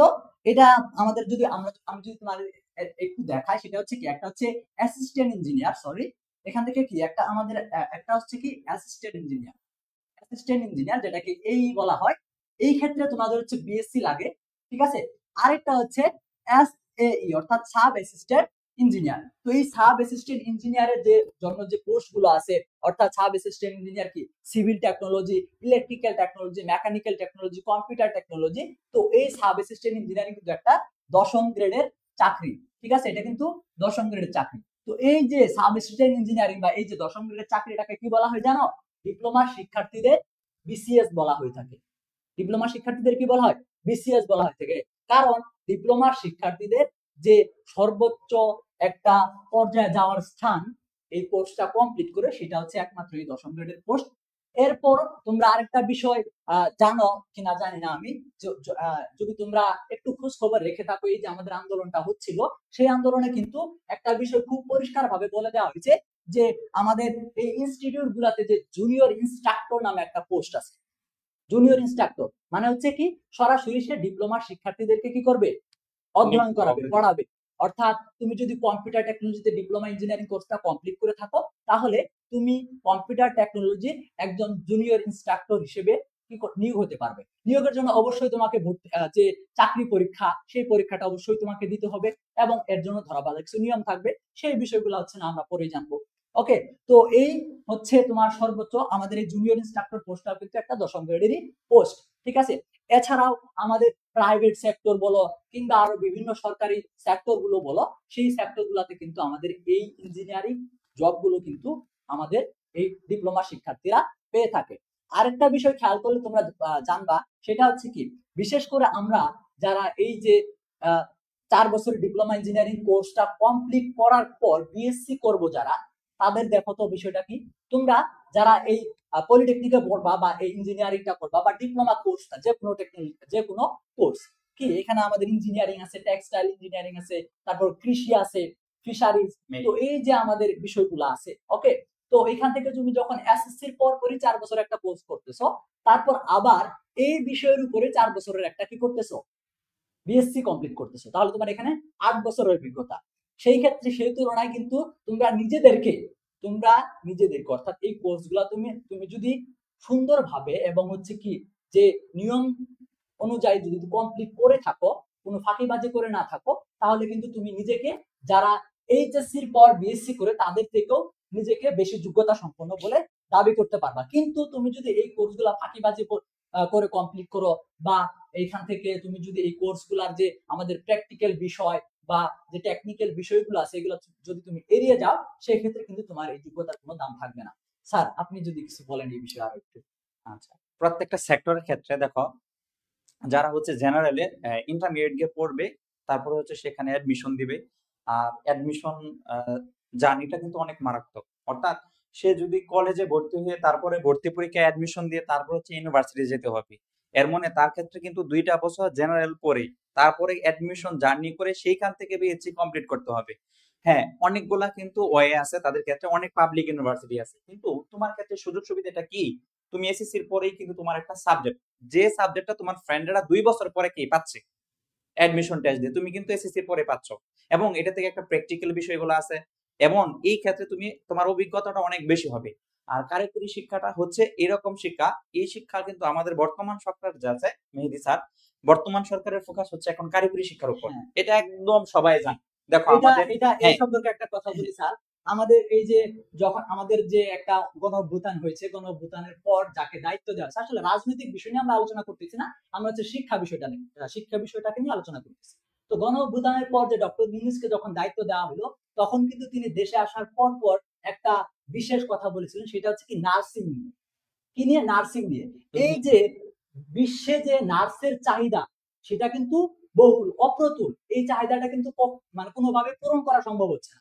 তো এই বিষয়ে তিনি কিন্তু একটা ঘোষণা দিয়েছেন, বা একটা যে অর্থাৎ যে নার্সিং এ যারা ডিপ্লোমা করে, ডিপ্লোমায় নার্সিং কোর্সও কিন্তু আছে, তোমরা জানো কিনা জানি না, আশা করি তোমরা জানো। তো এই ডিপ্লোমায় নার্সিং যে কোর্সটা, এই কোর্সটার মডিউল, তারপর বলে এখান থেকে যে সুযোগ সুবিধাগুলো, এগুলো কিন্তু আরো বৃদ্ধি করা হচ্ছে। সাথে সাথে তারা যাতে বহিরা বিশ্বে, অর্থাৎ এই যে বাইরের দেশগুলোতে যে নার্সের চাহিদাটা আছে, এটা যাতে তারা পূরণ করতে পারে, তাদেরকে যাতে দক্ষ করে বাইরে পাঠানো যায়, এই বিষয়গুলো নিয়ে কিন্তু কি চলতেছে শুরু থেকে। তিনি যখন আসছে তারপরে কিন্তু এরকম একটা আলোচনা আসছিল, এবং এটা কিন্তু কার্যকর হচ্ছে। সেরকম ভাবে আমাদের এই ডিপ্লোমা সেক্টরে তো বিএসসি, তোমাকে অ্যাব্রোডে যাওয়ার জন্য বিএসসির জন্য অপেক্ষা করতে হবে। ঠিক আছে, বিশেষ করে চায়না এবং জাপান, এবং সেই সাথে কনমেবল কান্ট্রি যেগুলো আছে, যেমন ব্রাজিলিয়ান আশেপাশে যে কান্ট্রি গুলো আছে, এগুলো কনমেবল কান্ট্রি বলা হয়। তো এই দেশগুলোতে কিন্তু সরাসরি তুমি diploma in engineering course complete করার যে কোনো টেকনোলজি, তো ডিপ্লোমা ইন ইঞ্জিনিয়ারিং কোর্সটা কমপ্লিট করার পর তাদের যে নিজস্ব প্রসিডিউর আছে, সেই প্রসিডিউরটা তুমি অবলম্বন করে সেইখানে তুমি কিন্তু উচ্চ শিক্ষার জন্য যেতে পারবা। বা উচ্চ শিক্ষা বলো, তো এই সেখানে যে তুমি উচ্চ শিক্ষার জন্য যাবা, তো সেইখানে উচ্চ শিক্ষা শেষে কিন্তু তুমি সেখানে তোমার নিজের চাকরির ব্যবস্থা কিংবা ওইখানেই সেটেল হওয়ার মতো যদি মন মানসিকতা তোমার থাকে, সেটা কিন্তু তুমি সুযোগ পাবা। ওকে, অনেকের ক্ষেত্রে তোমরা বলতেছো যে আসলে ধরো জেনারেল শিক্ষাটা হচ্ছে অনেক খরচের বিষয়। হ্যাঁ, যদি তুমি পলিটেকনিক্যালে চান্স পাও, এই ক্ষেত্রে গভর্নমেন্ট পলিটেকনিক্যালে যদি চান্স পাও, ধরো ওই ক্ষেত্রে আমাদের খরচের বিষয়টা কেমন হবে, এইটা অনেকে কিন্তু ফ্যামিলি যে আছে ফ্যামিলির কিন্তু অনেক কি থাকে, আর্থিক প্রবলেম থাকে। বাংলাদেশের মানুষ কিন্তু জাত হিসাবে শৌখিন নয়, এটা তোমরা জানো, বই পড়া গল্পের মধ্যে তোমরা পড়ে আসছো। পরমচন্দ্র বলছে যে জাত হিসাবে আমরা কি নয়, শৌখিন নয়, আমাদের দুঃখ কষ্ট লেগেই আছে। সেই ক্ষেত্রে মেহেদী স্যারকে বলবো, যারা মেধাবী, যারা আসলে স্বপ্নের সাবজেক্টটা পড়তে চায় কিন্তু কষ্ট কেমন, এই যে আমি ডিপ্লোমাতে পড়বো সিভিলে, ইলেকট্রিক্যালে, এই যে পলিটেকনিকে চান্স পেলাম, সেই ক্ষেত্রে আমার কেমন কষ্ট যেতে পারে, এবং মানে আমি ময়মনসিংহে পড়বো, ঢাকা পড়বো, কিন্তু আমি একটা গ্রাম অঞ্চল থেকে আমি এখানে আসা পড়বো, যে তখন আমার খরচের বিষয়টা কেমন হতে পারে, আমার ফ্যামিলি কি সার্ভাইভ করতে পারবে কিনা, এই বিষয়ে একটু খোলাসা করে বলবে আমাদের মেহেদী স্যার, একটু বলবে। আমি বলবো যে 2 থেকে 3 মিনিট। এই যে কস্টিংটা, অনেকের কিন্তু প্রশ্ন থাকে, আমি দেখলাম অনেকেই আমার স্টুডেন্টরা ব্যক্তিগতভাবে প্রশ্ন করলো, স্যার আমি গ্রাম থেকে এসে যদি আমি শহরে ময়মনসিংহ বা ঢাকাতে যদি আমি এই ডিপ্লোমা ইঞ্জিনিয়ারিং করি, আমার টাকা কেমন লাগতে পারে ওই ডিপ্লোমা ইঞ্জিনিয়ারিং করতে, স্যার একটু আচ্ছা, এই একটু খুলে বিষয়ে বলবেন। আমি আমার নিজের অভিজ্ঞতাটা শেয়ার করতে পারি। সেটা হচ্ছে কি, আমিও কিন্তু খুব এই যে একদম ভালো ফ্যামিলি থেকে, অর্থাৎ এরকম যে একটা উচ্চবিত্ত ফ্যামিলি থেকে আসছি তা কিন্তু না। তোমরা কিন্তু অবশ্যই জানো আমিও কিন্তু একটা ডিপ্লোমা ব্যাকগ্রাউন্ডেরই শিক্ষার্থী। তো সেই ক্ষেত্রে আমি কিন্তু এসএসসির পর যে কলেজগুলো, অর্থাৎ এসএসসির পর যে এইচএসসি করার প্রবণতা সবার থাকে, আমি সায়েন্স থেকে এসএসসি দিয়েছিলাম, হ্যাঁ, জেনারেল বোর্ড থেকে। আমার জিপিএ 5ও ছিল। তবে আমি যখন দেখলাম যে আমার ফ্যামিলি হচ্ছে যে অবস্থানে আছে, সেই অবস্থান থেকে যদি আমি একটা এরকম জেনারেল কলেজ থেকে যদি এইচএসসি করতে যাই, সেক্ষেত্রে তারা এই যে বিষয়টা একটা কি হয়ে যাবে, মানে এরকম একটা বোঝ কিন্তু সবার আসে। তো এই বোঝ থেকে বা এই বোঝ যাদের আসে তারাই মূলত এই ডিপ্লোমা ইঞ্জিনিয়ারিং কোর্সটাতে আসে। অর্থাৎ হিসাব করলে বা একটা জরিপ করলে দেখা যাবে যে ডিপ্লোমা ইন ইঞ্জিনিয়ারিং কোর্সের যে মেধাবী শিক্ষার্থীগুলো আছে বা যে শিক্ষার্থীগুলো আছে তারা কিন্তু অধিকাংশই, অর্থাৎ 80 থেকে 85% পর্যন্ত কিন্তু মধ্যবিত্ত ফ্যামিলি থেকে আসে। তো সেই ক্ষেত্রে তোমার খরচের বিষয়টা যদি আমি বলি, তোমার এখানে ডিপ্লোমা ইন ইঞ্জিনিয়ারিং কোর্সে টোটাল হচ্ছে 4 বছরের কোর্স, তোমরা জানো। তো এই 4 বছরের কোর্সের মধ্যে হচ্ছে বছরে 2টা করে সেমিস্টার, 6 মাসে একটা করে সেমিস্টার থাকবে। তো এই প্রত্যেকটা সেমিস্টারের জন্য তোমাকে হচ্ছে বোর্ড পরীক্ষা দিতে হবে। সেমিস্টারের প্রত্যেকটা সেমিস্টার যে ফাইনাল পরীক্ষাটা, এটা কিন্তু কোনো কলেজ নিবে না বা কোনো ইনস্টিটিউট কিন্তু নিজস্ব ভাবে নিবে না, এটা হচ্ছে কারিগরি বোর্ড কর্তৃক, এটা হচ্ছে একটা বোর্ড পরীক্ষা। তো এই বোর্ড পরীক্ষায় তোমাকে বসার জন্য একটা যে ফর্ম ফিল আপের ব্যাপার থাকে, সেই ফর্ম ফিল আপের জন্য যে খরচটা, আর একটা নির্দিষ্ট সেমিস্টার ফি থাকে, সেই সেমিস্টার ফি এবং হচ্ছে এই ফর্ম ফিল আপের খরচটাই মূলত একটা সেমিস্টারের মেইন খরচ। এছাড়া বইয়ের খরচ, এর বাইরে আর কোনো খরচ আসলে একাডেমিক নাই। তার মানে আমি তো মিনিমাম কত হইতে পারে হ্যাঁ, একটা? আমি সংখ্যাটা একটু বলতেছি স্যার। তো এখানে আমি যদি তোমাদেরকে আমি একটু লিখি, হ্যাঁ, তোমরা লিখলে একটু ক্লিয়ার হবা। তো এখানে দেখো, এই যে আমাদের যে সেমিস্টার ফি এর কথা বললাম এবং যে আমি ফর্ম ফিল আপের কথা বললাম, তো এই সেমিস্টার ফিটা হচ্ছে প্রত্যেকটা ইনস্টিটিউটে আলাদা আলাদা হয়। তবে এই সংখ্যাটা সর্বোচ্চ সর্বোচ্চ 500 থেকে 700 টাকা, সর্বোচ্চ 500 থেকে 700 টাকা, এর বেশি কিন্তু হয় না এই খরচটা, সেমিস্টার ফিটা। আর তোমাদের যে ফর্ম ফিল আপের খরচ, যেটা বোর্ড দিতে হয়, সেই খরচটা হচ্ছে তোমাদের যে প্রথম পর্ব থেকে যে অষ্টম পর্ব পর্যন্ত ফর্ম ফিল আপ করতে হবে, এটার যদি গড় হিসাবে বলি, সেটা তোমার সর্বোচ্চ 1600 টাকা থেকে, সর্বোচ্চ 1600 টাকা থেকে হচ্ছে 2200 টাকা সর্বোচ্চ। অর্থাৎ প্রথম সেমিস্টার থেকে অষ্টম সেমিস্টার পর্যন্ত গড়ে প্রত্যেকটা সেমিস্টার এই 1600 থেকে 2200 এর মধ্যে খরচটা আসবে। এবং এই যে 500 এবং 700 দেখতে পাইতেছো, এটা কিন্তু এই সেমিস্টার ফির মধ্যে ইনক্লুডেড, এটা কিন্তু ইনক্লুডেড থাকবে। অর্থাৎ এই যে তোমরা দেখতে পাইতেছো আমি এখানে 1600 এবং 2200। আচ্ছা মেহেদী স্যার, এটা হচ্ছে এটা কি প্রথম সেমিস্টারের ফি? প্রথম সেমিস্টার না, এটা হচ্ছে স্যার আমি একটা গড় হিসাব দিয়েছি। প্রথম পর্ব থেকে একদম যে অষ্টম পর্ব, অর্থাৎ 4 বছরের যে 4টা সেমিস্টার আছে, সব মিলে সব গড় মিলে হিসাব, গড় মানে ধরেন হচ্ছে প্রথম সেমিস্টারে আমাদের কত লাগবে, ধরেন 1600 লাগবে, দ্বিতীয় সেমিস্টারে হয়তো আমার 1800 লাগবে, তৃতীয় এভারেজ, মানে সব average এভারেজ। একটা গড় হিসাব। তাহলে যারা মধ্যবিত্ত ফ্যামিলির আছে, প্রিয় শিক্ষার্থী, তারা কিন্তু এই যে আমাদের কস্টিংটা, এটা কিন্তু একদম যে বেশি যে হাই তা না, কিন্তু রিজনেবল। আরেকটা আমি মেহেদী স্যারকে প্রশ্ন করব, আমাদের এই যে পড়ার পাশাপাশি আমাদের কোনো স্কলারশিপ, তারপর হচ্ছে আমি ডিপ্লোমা করলাম ইলেকট্রিকে বললাম অথবা কম্পিউটারে পড়লাম, এই যে দেখো মেরিন ইঞ্জিনিয়ারিং এ পড়লাম, এখান থেকে কোনো স্কলারশিপের কোনো ব্যবস্থা আছে কিনা, অথবা আমাদের গভর্নমেন্ট যে আছে পলিটেকনিক্যালের যে আমাদের কারিগরি শিক্ষা অধিদপ্তর আছে, ওইখান থেকে আমরা কোনো কিছু, যেমন আছে আমরা কথার কথা ওই ইনস্ট্যান্ট আমি সেকেন্ড ইয়ার পড়লাম বা থার্ড ইয়ার পড়লাম, এখান থেকে আমি কোনো বেনিফিট অর্থাৎ আর্থিক কোনো স্কলারশিপ পাবো কিনা, এইরকম এটা অনেক স্টুডেন্টরা জানে না যে আসলে যে আমরা কিভাবে, মানে আমরা ওই রানিং অবস্থায় মোটামুটি ভালো স্কলারশিপ পাই কিনা বা কোনো আমাদের সুযোগ সুবিধা আছে কিনা। আচ্ছা, এই এটা বিষয়ে যদি বিষয় আমি তো, হ্যাঁ। বলি, সেই সুযোগ সুবিধার বিষয়টা আমি এখানে কি বলছি, তোমার তুমি হচ্ছে আমি যে গড় হিসাবটা দিলাম তোমাকে একাডেমিক যে খরচটা সেটা হচ্ছে সেমিস্টার, আমি হচ্ছে শুধুমাত্র ফর্ম ফিল আপ বা সেমিস্টার ফি পাবো যেটা বলেছিলাম সেটা। তো তুমি সাপোজ সর্বোচ্চ যেটা আমি বলছিলাম 2200, তুমি 2200 ধরে নাও, এবং সাথে তোমার হচ্ছে বই বাবদ যে খরচটা লাগবে, প্রত্যেক সেমিস্টারে তোমাকে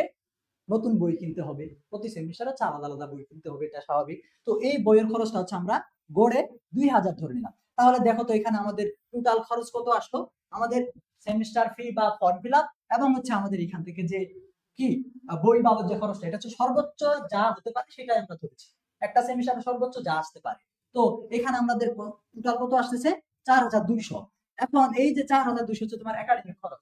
একটা বিষয় তোমাকে আমি বলি অবাক হবা, সেটা হচ্ছে কি, যারা তোমরা এই ডিপ্লোমা ইন ইঞ্জিনিয়ারিং কোর্সে বা যে কোনো ডিপ্লোমা কোর্স থেকে তোমরা কি করবা, সেমিস্টার ফাইনাল পরীক্ষাটা যে দিবা, তোমরা যদি সেমিস্টার ফাইনাল পরীক্ষায় সকল বিষয়ে উত্তীর্ণ হয়ে পরবর্তী সেমিস্টারে আসতে পারো, সেই ক্ষেত্রে কিন্তু তুমি সরকার কর্তৃক বা বোর্ড কর্তৃক 5000 টাকার স্কলারশিপ পাবা। কত দেখছো, 5000 টাকার স্কলারশিপ। এটা যদিও আগে আমাদের 4000 টাকা ছিল, তবে আমাদের এই সেশন থেকে বা এই সময় থেকে কিন্তু এটাকে বাড়িয়ে কত করা হয়েছে, এই প্রণোদনাটাকে বাড়িয়ে বা উপবৃত্তিটা যেটাকে আমরা স্কলারশিপও বলতে পারি, এটাকে 5000 করা হয়েছে। তাহলে দেখো তো তোমার একাডেমিক খরচ হচ্ছে মাত্র 4200 টাকা, কিন্তু তুমি 5000 টাকা কি পাচ্ছ, স্কলারশিপ পাচ্ছ। তাহলে কিন্তু তোমার বলতে গেলে এই 5000 টাকা দিয়ে তোমার একাডেমিক খরচটা তুমি মেইনটেইন করতে পারবা। এখন একাডেমিক খরচের বাইরে যে বিষয়টা আসবে, যারা তোমরা গ্রাম থেকে কিংবা হচ্ছে যে ইনস্টিটিউটটাতে তোমার চান্স হবে, এটা তো তুমি আগে থেকে বলতে পারো না, এটা যদি তোমার বাসা থেকে দূরে হয়,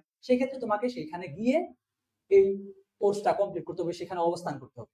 এই ক্ষেত্রে আমাদের প্রত্যেকটা সরকারি ইনস্টিটিউটের জন্য নিজস্ব হলের ব্যবস্থা আছে।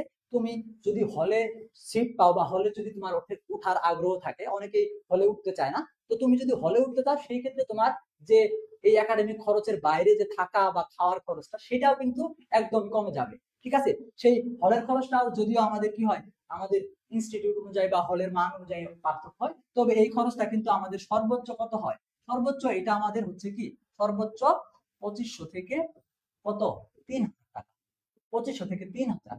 ঠিক আছে, এটা একটু বেশি হতে পারে, অর্থাৎ খাবারের মান, থাকার মান, এটার উপর ভিত্তি করে তোমরা হচ্ছে 3000 পর্যন্ত ধরে। তাহলে কিন্তু তোমাদের এই হচ্ছিল যে আমাদের এটা হচ্ছে কি মাসিক, অর্থাৎ কি মান্থলি। ঠিক আছে, এই খরচটা তোমার হচ্ছে একাডেমিক কোনো খরচ বিষয় না, তোমার যে খরচটা মেনটেন করতে হবে বা বেয়ার করতে হবে সেটা হচ্ছে কি, এই যে বাইরে থাকা বা খাওয়ার যে খরচটা, সেটা তোমাকে একটু মেনটেন করতে হবে। ঠিক আছে, আশা করি তোমরা এই বিষয় সম্পর্কে যে তোমার ফ্যামিলি বা তুমি এই বিষয়টা যে তোমার যে খরচ আসবে সেই সম্পর্কে একটা ধারণা পাইছো। সবার যদি এরকম চিন্তা থাকে না, তবে যাদের এই চিন্তাটা আছে তারা আশা করি এই প্রশ্নের অ্যান্সারটা পাইছো। ঠিক আছে, আচ্ছা, ধন্যবাদ মেহেদী স্যার অনেক সুন্দরভাবে বোঝানোর জন্য। আমি এটুকু বলতে চাই, দেখো কারিগরি শিক্ষার মধ্যেই তুমি নিজেকে যখন ভাবো প্র্যাকটিক্যাল ভাবে, আমাদের দেশ কিন্তু এখন বর্তমানে সম্পূর্ণভাবে ডিপেন্ডেন্ট হচ্ছে কারিগরি এই শিক্ষার প্রতিষ্ঠানের উপর। স্যারে বললো 4000 টাকা স্কলারশিপ, চলো এই বছর কিন্তু 5000 টাকা হচ্ছে, এর মানে সামনের বছরগুলোতে কিন্তু স্কলারশিপের পরিমাণটা আরো বাড়বে। শুধু এটাও বাড়বে না, প্রত্যেকটা সেক্টর, জব সেক্টরের ক্ষেত্রে এটার চাহিদা এখন দিন দিন অর্থাৎ ইনক্রিজিং, মানে ভালোভাবে বাড়বে। এই যে বাড়ার এই যে প্রতিযোগিতা, অর্থাৎ আমাদের প্রযুক্তির যুগে কারিগরি মানে শিক্ষার বিকল্প নাই। আর এই স্বপ্নটা যদি তুমি লালিত করতে পারো, আর গভর্নমেন্টের ক্ষেত্রে মেহেদী স্যার বললো যে কস্টিং এর বিষয়টা একদম রিজনেবল, যে কস্টিংটা থাকবে, তারপরে হলের ব্যবস্থা থাকবে। প্রিয় শিক্ষার্থী, শুধু তোমার একটা সিদ্ধান্ত নেওয়া দরকার যে আমি এই গভর্নমেন্টের এই টেকনোলজিতে আমি পড়বো, এবং কি এইখান থেকে লেখাপড়া করে বিএসসি কমপ্লিট করে আমি একটা বাংলাদেশের একটা সেবা, অর্থাৎ বাংলাদেশের যে কোনো, আমাদের যে দেশটা আসলে পরিবর্তন হয় কখন, যখন একটা নাগরিক বা সুনাগরিক তার দেশের প্রতি ভালোবাসা থাকে। এখন দেখো সরকার তোমাকে কি হচ্ছে, তোমাকে কিন্তু ওই 8টা সেমিস্টার পড়াচ্ছে, সাথে সাথে স্কলারশিপ দিচ্ছে। এই যে স্কলারশিপ দিচ্ছে, তারপর আরো সুযোগ সুবিধা কিন্তু বৃদ্ধি করা হবে। বর্তমান সরকার কিন্তু এটার উপর বেশি জোর দিচ্ছে, কারণ কারিগরি ছাড়া কোনো বিকল্পই নাই। তাহলে এই যে ডিপ্লোমা ইঞ্জিনিয়ারিং এর স্টুডেন্টদের প্রতি আগ্রহ কিন্তু দিন দিন বেড়েই যাবে। তাহলে এই মিসটা করা যাবে না। এটা তো শিওর স্যার, মেজে স্যার, যদি পরীক্ষা হলো, ভর্তি পরীক্ষা হলো, মেরিট লিস্ট দেওয়া হলো, এখানে কিন্তু র্যাঙ্ক করা হবে কোন কোন আমাদের যে তুমি যদি ভালো মেরিট লিস্টের মধ্যে টপ লেভেলের থাকো তাহলে কিন্তু যে কোনো পলিটেকনিকে তুমি ভর্তি হতে পারবা, এটা শিওর। এমনকি তুমি যে সাবজেক্টটা পছন্দ করবা শিওর ওই সাবজেক্টটা তুমি পাবা। এর জন্য তোমাকে ভালো স্কোর করতে হবে। আরেকটা জিনিস লক্ষ্য করো, 70 মার্ক হচ্ছে আমাদের বিষয়ে আর 30 মার্ক হচ্ছে আমাদের জিপিএ। অনেকে বলে যে স্যার রেজাল্ট তো খারাপ, 4 পয়েন্ট 3 পয়েন্ট বা 2 পয়েন্ট, আমি কি পলিটেকনিকে চান্স পাবো? এই বিষয়ে মেহেদী স্যার যদি বলতে পারে যে আমরা আসলে ধরো একটা স্টুডেন্টের ক্ষেত্রে রেজাল্ট দিল জুলাইয়ের 11-12 তারিখে, পয়েন্ট হলো মাত্র 3 জি। অথবা 4, হ্যাঁ। হ্যাঁ, তার ক্ষেত্রে কি এই গভর্নমেন্ট বা ডিপ্লোমা ইঞ্জিনিয়ারিং তার সাবজেক্টে প্রিয় সাবজেক্টটা পাওয়ার কি সুবিধা আছে কিনা? অবশ্যই আছে। তবে এই ক্ষেত্রে তোমাকে যে ভর্তি পরীক্ষার যে আবেদনটা, এই আবেদন করার জন্য যে সর্বনিম্ন যোগ্যতাটা সেটা অর্জন করতে হবে। তো আমাদের যে বিষয়টা, আমাদের যে একটা সেমিনার হয়েছিল কারিগরি বোর্ডের যে কর্তৃপক্ষ আছে, কর্তৃপক্ষ কর্তৃক যে সেমিনারটা করা হয়েছিল সেখানে কিন্তু তারা একটা যোগ্যতা উল্লেখ করে দিছিল যে ডিপ্লোমা ইন ইঞ্জিনিয়ারিং যেগুলো আছে, ইঞ্জিনিয়ারিং সেক্টরগুলো, ইঞ্জিনিয়ারিং সেক্টর কি কি আমি কিন্তু শুরুতেই বলেছি। ইঞ্জিনিয়ারিং সেক্টরগুলো হচ্ছে ডিপ্লোমা ইন ইঞ্জিনিয়ারিং বিভিন্ন টেকনোলজিতে, তারপর হচ্ছে diploma in textile engineering, marine engineering, এবং হচ্ছে তোমাদের এই যে হচ্ছে আমাদের কি আছে আরেকটা স্যার, আমাদের হচ্ছে কি একটা হচ্ছে ইঞ্জিনিয়ারিং, হ্যাঁ একটা হচ্ছে আমাদের কি ইঞ্জিনিয়ারিং, আরেকটা হচ্ছে আমাদের মেরিন ইঞ্জিনিয়ারিং, ইঞ্জিনিয়ারিং, ঠিক আছে, লাইফ স্টক, আরেকটা হচ্ছে আমাদের টেক্সটাইল ইঞ্জিনিয়ারিং রয়েছে, ঠিক আছে, টেক্সটাইল আছে, সরি টেক্সটাইল আছে। তারপর আমাদের আছে স্যার একটা হচ্ছে ডিপ্লোমা ইন হসপিটালিটি ইঞ্জিনিয়ারিং বলে একটা বিষয় আছে। তারপর এগ্রিকালচার, এটাও ইঞ্জিনিয়ারিং এর মধ্যেই পড়ে, তবে এখানে হচ্ছে আমরা সরাসরি চারটাকে আপাতত কি এই ইঞ্জিনিয়ারিং হিসেবে ধরে থাকি। তো ওই ইঞ্জিনিয়ারিং টেকনোলজি গুলো অর্থাৎ যে যে আমাদের ইনস্টিটিউট গুলাতে হচ্ছে ইঞ্জিনিয়ারিং বিষয়ে পড়াশোনা করানো হয় সেই ইনস্টিটিউট গুলাকে বলা হয় হচ্ছে পলিটেকনিক। তোমরা এই বিষয়টা সবসময় ভুল করো, পলিটেকনিক বলা হয়, পলিটেকনিক। তোমরা কিন্তু অনেকে পলিটেকনিক্যাল বা কলেজ বলে সম্বোধন করে থাকো, এটা আসলে পলিটেকনিক্যাল বা কলেজ বলে সম্বোধন করা হয় না, এটা হচ্ছে ইনস্টিটিউট কিংবা পলিটেকনিক বলা হয়। তো আমি যে ব্যাপারটা বলতেছিলাম হচ্ছে যোগ্যতা। তো একজন শিক্ষার্থী যদি এখানে ইঞ্জিনিয়ারিং সেক্টরে যদি আসতে চায় সেক্ষেত্রে ছেলেদের জন্য মেয়েদের জন্য হচ্ছে আলাদা আলাদা যোগ্যতার ব্যবস্থা করছে। এই বৈষম্যটা কেন করছে এটা তুমি আন্দাজ করতে পারো, কারণ মেয়েরা সাধারণত এই ইঞ্জিনিয়ারিং সেক্টর গুলাতে আসার জন্য আগ্রহী হয় না। তো ওই তাদের এই আগ্রহটাকে বাড়ানোর জন্য তাদের একটু কম মার্কস বা কম জিপিএ রাখা হয়েছে এবং ছেলেদের ক্ষেত্রে একটু বেশি রাখা হয়েছে। তো এটা হচ্ছে আমাদের যারা ছেলেরা আছো তাদের জন্য হচ্ছে জিপিএ হচ্ছে আমাদের 3.5 পেতে হবে সর্বনিম্ন, এবং গণিতে তোমাদেরকে হচ্ছে 3 পয়েন্ট পেতে হবে, 3 পয়েন্ট। এটা হচ্ছে তোমাদের কি এই যোগ্যতাটা থাকলে তুমি কি করতে পারো, আবেদন করতে পারবা। এখন একটা বিষয় আমি বলি, স্যার যেটা আমাকে বললো যে স্যার একজন যদি এই 3.5 পায় আর একজন যদি জিপিএ 5 পায় তাদের ক্ষেত্রে আসলে যে সুযোগ বা সুবিধার বিষয়টা সেটা কেমন, সেটা হচ্ছে স্যার সম্পূর্ণ দেখেন স্যার। এই যে ধরেন একজন শিক্ষার্থী সে পরীক্ষা ভাবে খারাপ করছে, সে 3.5 পাইছে, তাহলে আরেকজন সে কপালে চুরে বা ভালো পরীক্ষা দিয়ে সে কি পাইছে, জিপিএ 5 পাইছে। এখন কিন্তু তাদের দুইজনের যে কম্পিটিশন, সেই মূল কম্পিটিশনটা এখন কোথায় স্যার, ওই ভর্তি পরীক্ষা। কারণ আমাদের যে 30 মার্ক, সেই 30 মার্কটা হচ্ছে জিপিএ এর উপর নির্ভর করবে, আর ঠিক আছে, 70 আর মার্কটা বাকি 70 মার্কটা কিন্তু আমাদের নির্ভর করবে কার উপর, এই ভর্তি পরীক্ষার উপর। এখন তুমি যদি ওই যে 70 মার্কটা একজন জিপিএ 5 পাওয়া শিক্ষার্থীর থেকে ভালো প্রিপারেশন নিয়ে তার থেকে এগিয়ে থাকতে পারো, তাহলে কিন্তু অবশ্যই তুমি তার চেয়ে ভালো মেরিট লিস্টে আগে আসবা এবং তার চেয়ে তুমি একটা ভালো টেকনোলজি বা ভালো ইনস্টিটিউট বাছাই করতে পারবা। স্যার বুঝতে এই বিষয়টা আসলে ক্লিয়ার কিনা? হ্যাঁ, স্টুডেন্টরা তোমরা দেখো এটা একটা ভালো একটা ফোকাসিং এর বিষয়। যারা হচ্ছে জিপিএ নাম্বারটা রেজাল্টটা খারাপ হলেও তোমাকে ফোকাস দিতে হবে মেইনলি আমাদের ভর্তি পরীক্ষা। 70 মার্কের যে ভর্তি পরীক্ষাটা হবে এইখানে তোমাকে একদম পারফেক্টলি ভাবে প্রিপারেশন নিতে হবে। অনেকে কিন্তু মনে করতেছো যে না আমার যে প্রিপারেশনটা, অর্থাৎ তোমরা এসএসসি পরীক্ষা দেওয়ার পরে অনেকে কিন্তু একদম বইয়ের সাথে কমিউনিকেশন নাই। যাদের স্বপ্ন আছে এবং আমাদের সাথে যারা পেড কোর্সে ভর্তি আছে তারা রেগুলার কিন্তু পরিশ্রম করে যাচ্ছে। প্রিয় শিক্ষার্থী, ওই মেন্টর হিসাবে অর্থাৎ ওই দায়িত্বটা হিসাবে আমাদের পাপুলারিটিকে নিঃসন্দেহভাবে তোমরা কি করতে পারো, চয়েস করতে পারো। আর ভর্তি পরীক্ষায় ভালো হলে তাহলে দেখো জিপিএ 5 তার স্কোর আছে, কিন্তু স্যার ভর্তি পরীক্ষায় রেজাল্ট ভালো করলো না তাহলে কিন্তু তার চান্সটা সুনিশ্চিত হবে না। আমাদের টোটাল কয়টা সেমিস্টার আছে আমি বলছিলাম, আমাদের হচ্ছে 1 থেকে টোটাল হচ্ছে এরকম 4 5 6 7 8টা সেমিস্টার আছে। তো 8টা সেমিস্টারে তোমাকে যা যা শেখানো হবে, অবশ্যই তুমি এবং তোমার যে বন্ধু দুজনের মেধা সমান হবে না, ঠিক আছে?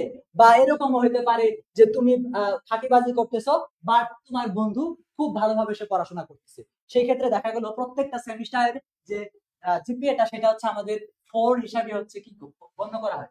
এটা হচ্ছে জিপিএ। তোমরা অনেকে এই 4 দেখলে তোমরা বলে থাকো সিজিপিএ। সিজিপিএটা হচ্ছে আমাদের কালেকটিভ জিপি বা কমিউনিটেড জিপি। যখন এই আমাদের টোটাল 8টা সেমিস্টারকে মিলায়ে যে একটা জিপিএ তৈরি করা হবে তখন সেটা হবে সিজিপিএ। তো এই যে প্রত্যেকটা সেমিস্টারে যে আমাদের এই যে রেজাল্টটা, এই রেজাল্টটা তোমার এবং তোমার বন্ধুর যদি পার্থক্য এমন হয় যে তোমার বন্ধু প্রত্যেক সেমিস্টারে এরকম সিজিপিএ 4 কিংবা এরকম সিজিপিএ 9.0 এরকম ভালো ভালো রেজাল্ট করতেছে, বাট তোমার রেজাল্ট আসতেছে কি, তোমার রেজাল্ট আসতেছে 2.50 2.86 এরকম ভাবে যদি তোমার রেজাল্ট আসে, তাহলে কি হবে? তাহলে এই যে শিক্ষার্থীটা বা তুমি যদি হও এই শিক্ষার্থী, তাহলে তোমাকে অলি গলিতেই ঘুরতে হবে। ব্যাপারটা বুঝতে পারছো কিনা? আমাদের মুর্তজা স্যার অনেকক্ষণ ধরে তোমাদের সাথে আছে, উনি অনেকক্ষণ কথা বলতেছে, হয়তো ক্লান্ত হয়ে গেছে, আমি তাকে একটু রেস্ট করতে বলবো। তোমাদের মান্থলি কোনো খরচ হিসাব করা হয় না, একাডেমিক মান্থলি কোনো খরচ হিসাব করা হয় না। আমি তোমাদেরকে শুরুতেই বলেছিলাম যে কলেজ কর্তৃক হচ্ছে কি একটা সেমিস্টার ফি, সরকারি ক্ষেত্রে একটা সেমিস্টার ফি নির্ধারিত থাকে। সেটা কত হয়ে থাকে? 500 থেকে 700 টাকা হয়ে থাকে। আমি বলেছি যে 500 থেকে 700 টাকা। এবং এই 500 এবং 700 টাকা কিন্তু তোমাকে যে মান্থলি পে করতে হবে সেটা না, তোমাকে একটা সেমিস্টারের শেষে গিয়ে অর্থাৎ সেমিস্টার ফাইনাল পরীক্ষার আগে গিয়ে পে করতে হবে। এই পেমেন্টটা বা এই ফিটা তোমাকে ফর্ম ফিল আপের সাথে যুক্ত করে দেওয়া হবে।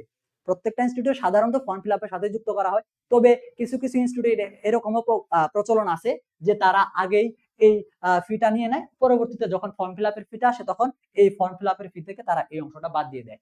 কেমন? সেই ক্ষেত্রে এই টোটাল খরচটাকে আমরা একটা 6 মাসে একটা সেমিস্টারের জন্য টোটাল বই সহ একটা সেমিস্টারের জন্য টোটাল যে গড় হিসাবটা আমরা করেছিলাম সেই ক্ষেত্রে আমাদের 4200 টাকা খরচ আসছিল। 4200। এবং তুমি যদি প্রতি সেমিস্টারে যদি কি প্রত্যেকটা বিষয় উত্তীর্ণ হতে পারে। এখানে আমি একটা কমেন্ট দেখেছিলাম কিছুক্ষণ আগে, সেই কমেন্টটা ছিল যে স্যার এই যে স্কলারশিপটা কি সবাই পাবে, সকল শিক্ষার্থী পাবে কিনা? আসলে সকল শিক্ষার্থী পাবে না। আমি তোমাদেরকে একটা শর্ত বলেছিলাম যে কি করতে, যা শুধুমাত্র তারাই পাবে যারা সকল বিষয়ে উত্তীর্ণ হতে পারবে।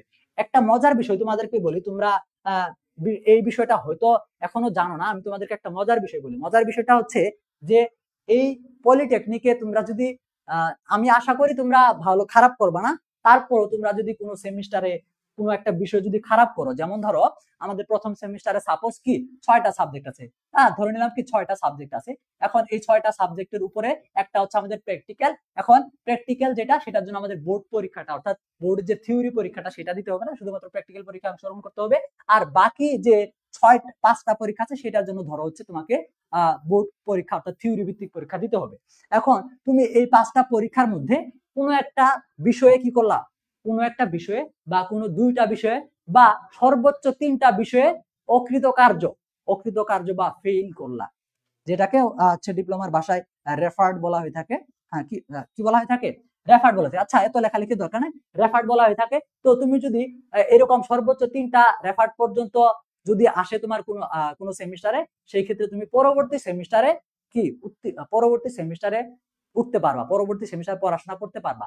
বাট তোমার যখনই 3টার বেশি অর্থাৎ 4টা হয়ে যাবে, তখন তোমাকে একদম 1 বছরের জন্য ড্রপ আউট, অর্থাৎ তোমার 1 বছরের জন্য ড্রপ আউট হবে। তার মানে একটা বিষয় তোমাদেরকে বলবো আমি, সেটা হচ্ছে এই ডিপ্লোমা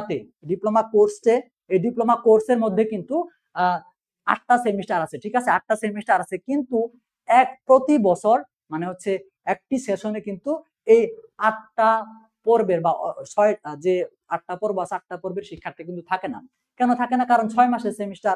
তো এখানে কি থাকে, আমাদের যদি এরকম হয় 1 বছর ধর হচ্ছে কি আমাদের প্রথম সেমিস্টার, তারপর হচ্ছে আমাদের থাকে হচ্ছে তৃতীয় সেমিস্টার, তারপর থাকে হচ্ছে পঞ্চম, এবং তারপর আমাদের ইনস্টিটিউটে থাকে হচ্ছে কি 7ম পর্ব, এরকম বেজুড় ভাবে। আর আমাদের হচ্ছে জোর সেমিস্টার গুলো থেকে হচ্ছে 2য় পর্ব, এবং হচ্ছে এখানে আমাদের 4র্থ পর্ব, তারপর থাকে হচ্ছে আমাদের 6ষ্ঠ পর্ব, এবং 8ম পর্ব যেটা, সেটা হচ্ছে আমাদের কি 8ম পর্বটা হচ্ছে আমাদের ইন্ডাস্ট্রিয়াল ট্রেনিং। অর্থাৎ এর জন্য আমাদেরকে ইনস্টিটিউটে কোনো পড়াশোনাটাই কাজ নাই। আমরা 7ম পর্ব পর্যন্ত হচ্ছে একাডেমিক ইয়ার। 8ম পর্বে গিয়ে তুমি যে টেকনোলজিতে বা যে কোর্সটা তুমি কমপ্লিট করলা, সেই কোর্সের উপর ভিত্তি করে যে কোনো একটা ইন্ডাস্ট্রি বা যে কোনো একটা কোম্পানিতে ট্রেনিং এর জন্য পাঠানো হবে, যেটাকে ইন্টার্নি বা ইন্ডাস্ট্রিয়াল ট্রেনিং বলা হয়, সেটা হচ্ছে অষ্টম পর্ব। তো এখানে দেখো তুমি যখন প্রথম পর্বে যখন 4টা বিষয়ে তুমি ফেল করলা, তার মানে তুমি ড্রপ আউট। ড্রপ আউট বলতে তুমি দ্বিতীয় পর্বে যেতে পারবা না। এখন প্রথম পর্ব তো নাই, যদি তুমি প্রথম পর্বে পড়বা, তাহলে তুমি প্রথম পর্বে আবার কখন পড়ার সুযোগ পাবে? যখন পরবর্তী বছরে আবার এসএসসি পরীক্ষার্থীরা এই প্রথম বর্ষে ভর্তি হবে, তখন তোমাকে তাদের সাথে ক্লাস করতে হবে।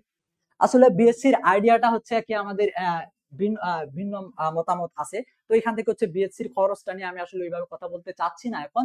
তবে তোমাকে একটা ধারণা দিই, পাবলিক বিশ্ববিদ্যালয় যে আমাদের আছে সেটা হচ্ছে কি ডুয়েট। তো সেখানে হচ্ছে আমাদের এরকম এরকম খরচই আসবে, ভর্তির সময় একটা বড় অ্যামাউন্ট আসে, ঠিক আছে।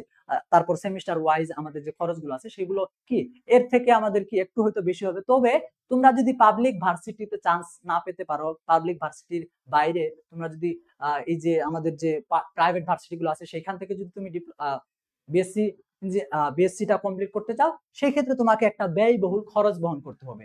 সেই ক্ষেত্রে প্রাইভেট ভার্সিটিটার কেমন, প্রাইভেট ভার্সিটিটা আসলে মানটা কি, সেই তার উপর ভিত্তি করে হচ্ছে কি খরচটা আসলে আসে।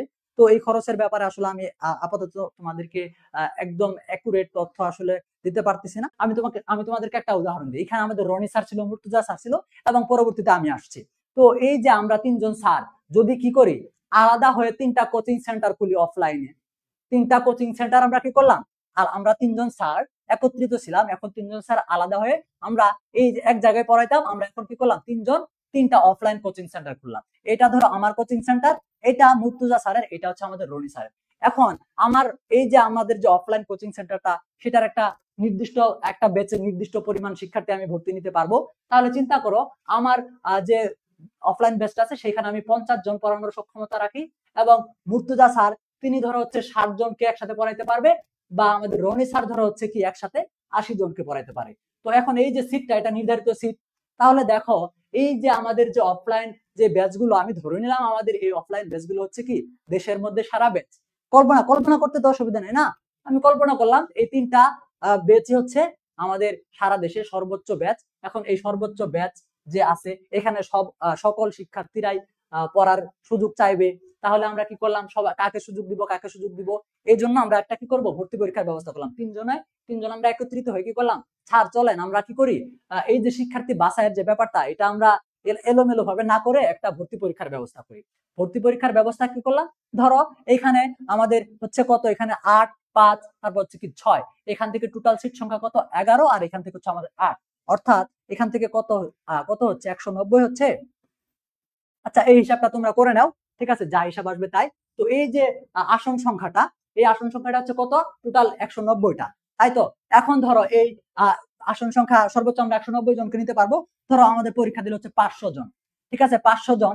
এখন আমরা নির্ধারিত করলাম এই যে 500 জন আছে, ঠিক আছে, এই যে 500 জন আছে, এখানে আমরা নির্ধারিত করেছি যে পরীক্ষাটা আমরা নিচ্ছি সেই পরীক্ষায় একজন শিক্ষার্থী কমপক্ষে 50 মার্ক পেতে হবে, তাহলে সে পাস করবে। এখন ধরো এই 500 শিক্ষার্থীর মধ্যে আমাদের 400 শিক্ষার্থী, 500 শিক্ষার্থীর মধ্যে ধরো হচ্ছে কি 300 শিক্ষার্থী, 300 জন কি পাইছে, 300 জন পাইছে হচ্ছে কি এই 50-এর উপরে, অর্থাৎ ধরো হচ্ছে কি 60 পাইছে, 300 জন 60 পাইছে, এবং হচ্ছে কি 200 জন পাইছে হচ্ছে কত, এখানে হচ্ছে আমাদের কি 65 থেকে এই যে আমাদের কি 90 এর মধ্যে, এরকম কেউ 90 এর উপরে পায় নাই। তাহলে দেখো তো এখানে কারা সুযোগ পাবে, এই যে 200 জন যারা আছে এখানে কি 65 থেকে 90 জনের মধ্যে যারা আছে, তারাই কিন্তু এখানে মূলত 190টা সিট নিতে পারবে, তাই তো। তাহলে তারা কিন্তু কি করলো, এই যে 300 জন আছে তারা কিন্তু 60 পাইছে, তারা কিন্তু কেউ 50-এর কম পায় নাই, কিন্তু তারা কিন্তু পাস করছে। তার ফলেও কি তারা কিন্তু এখানে চান্স পাইলো না, বা এই ব্যাচে ভর্তি হওয়ার সুযোগ পেল না। সেরকম আমাদের এই ভর্তি পরীক্ষা ব্যবস্থা বা ভর্তি পরীক্ষা সিস্টেমটা হচ্ছে এরকম, যে আমাদের আসন সংখ্যাগুলো আছে, সেই আসন সংখ্যাগুলোতে কাকে সুযোগ দেওয়া হবে, যারা মেরিট লিস্টের প্রথম দিকে, অর্থাৎ আমাদের যদি কি হয়, এই যে সিট আমাদের সারা দেশের পলিটেকনিক ইনস্টিটিউট যে আসন সংখ্যা আছে, এই আসন সংখ্যার উপর ভিত্তি করে আমাদের যে শিক্ষার্থীগুলো প্রথম দিকে থাকবে তারাই হচ্ছে সুযোগ পাবে। আর বাকি শিক্ষার্থী যারা থাকবে তারা যদিও পাস করে, তারপরেও কিন্তু তারা কি পাবে না, সুযোগ পাবে না ভর্তি হতে। এখানে প্রত্যেকটা বিষয়ের উপরে তোমাদেরকে মার্কটা বলে দিছে, এই যে মার্কটা, যেমন বাংলাতে 10 পেতে হবে তোমাকে, ইংরেজিতে 10 পেতে হবে, পেতে হবে না, পরীক্ষা হবে, এবং এই যে গণিত আছে সেইখানে আমাদের 20, এবং হচ্ছে বিজ্ঞান যেখানে পদার্থ রসায়ন সেখানে 20, তারপর বুদ্ধিমত্তা বা অ্যাপটিটিউডের জন্য হচ্ছে আমাদের কত 10। এখানে মার্ক আলাদা করে দেওয়া আছে, বাট আমাদের এরকম কোনো প্রজ্ঞাপন বা এরকম কোনো নীতিমালা দেওয়া হয় নাই যে বাংলা, ইংরেজি, গণিত, বিজ্ঞান এবং এই অ্যাপটিটিউড টেস্টের জন্য আলাদা আলাদা ভাবে পাস করতে হবে কিনা এইরকম কোনো তথ্য এখনো কিন্তু বোর্ড থেকে দেয় নাই। এই জন্য আসলে আলাদা আলাদা ভাবে পাস করার ব্যাপারে বলতেছি না। তুমি যদি কম পয়েন্ট বলতে তুমি যদি 3 পয়েন্ট পাও, তাহলে তো তুমি কি ভর্তির নীতিমালা অনুযায়ী আবেদনই করতে পারবে না। তোমাকে কি কমপক্ষে 3.5 পেতে হবে আবেদন করার জন্য। ছেলেদের জন্য, মেয়েদের জন্য হচ্ছে 3 পয়েন্ট, ঠিক আছে। এবং গণিতে তোমাদের সর্বোচ্চ সর্বনিম্ন 3 পয়েন্ট থাকতে হবে এবং ছেলেদের গণিতে 3 পয়েন্ট থাকতে হবে, 3 পয়েন্টের নিচে থাকা যাবে না। এটা কিন্তু অবশ্যই চতুর্থ বিষয় বাদে। অপশনাল যে সাবজেক্ট আছে, অপশনাল সাবজেক্ট ব্যতীত, সেটা হচ্ছে যে আমাদের যে এই যে আমাদের যে বোর্ড থেকে যে একটা নোটিশ দিল, এই নোটিশে কি বলছে দেখো তো। বলছে যে সকলের অবগতির জন্য, তোমাদের সকলের অবগতির জন্য জানা যাচ্ছে যে কারিগরি বোর্ড পরিচালিত diploma in diploma in engineering, marine engineering, textile engineering, agriculture, forestry, fisheries, diploma in live stock, এই যে 4 বছরের ডিপ্লোমা কোর্স গুলো আছে, এই কোর্স গুলার যে 25-26 সেশন, তার মানে তোমাদের সেশন, এই সেশনে প্রথম বর্ষে যে তোমরা ভর্তি হবা, এর জন্য কি করতে হবে, ভর্তি পরীক্ষার মাধ্যমে নির্বাচন করা হবে বলে দিল। তারপর এখানে একটা ছক দিয়ে দিল যেখানে বিষয়গুলা দিয়ে দিছে। এখন এই যে বিষয়গুলা দিল, এর আগে কোনো কথা বলছে কিনা আমরা একটু দেখি আমাদের নোটিশে কি বলছে। আমি নিজে থেকে কিছু বলবো না, আমি সরাসরি বোর্ডের নোটিশে যেটা আছে সেটাই বলবো।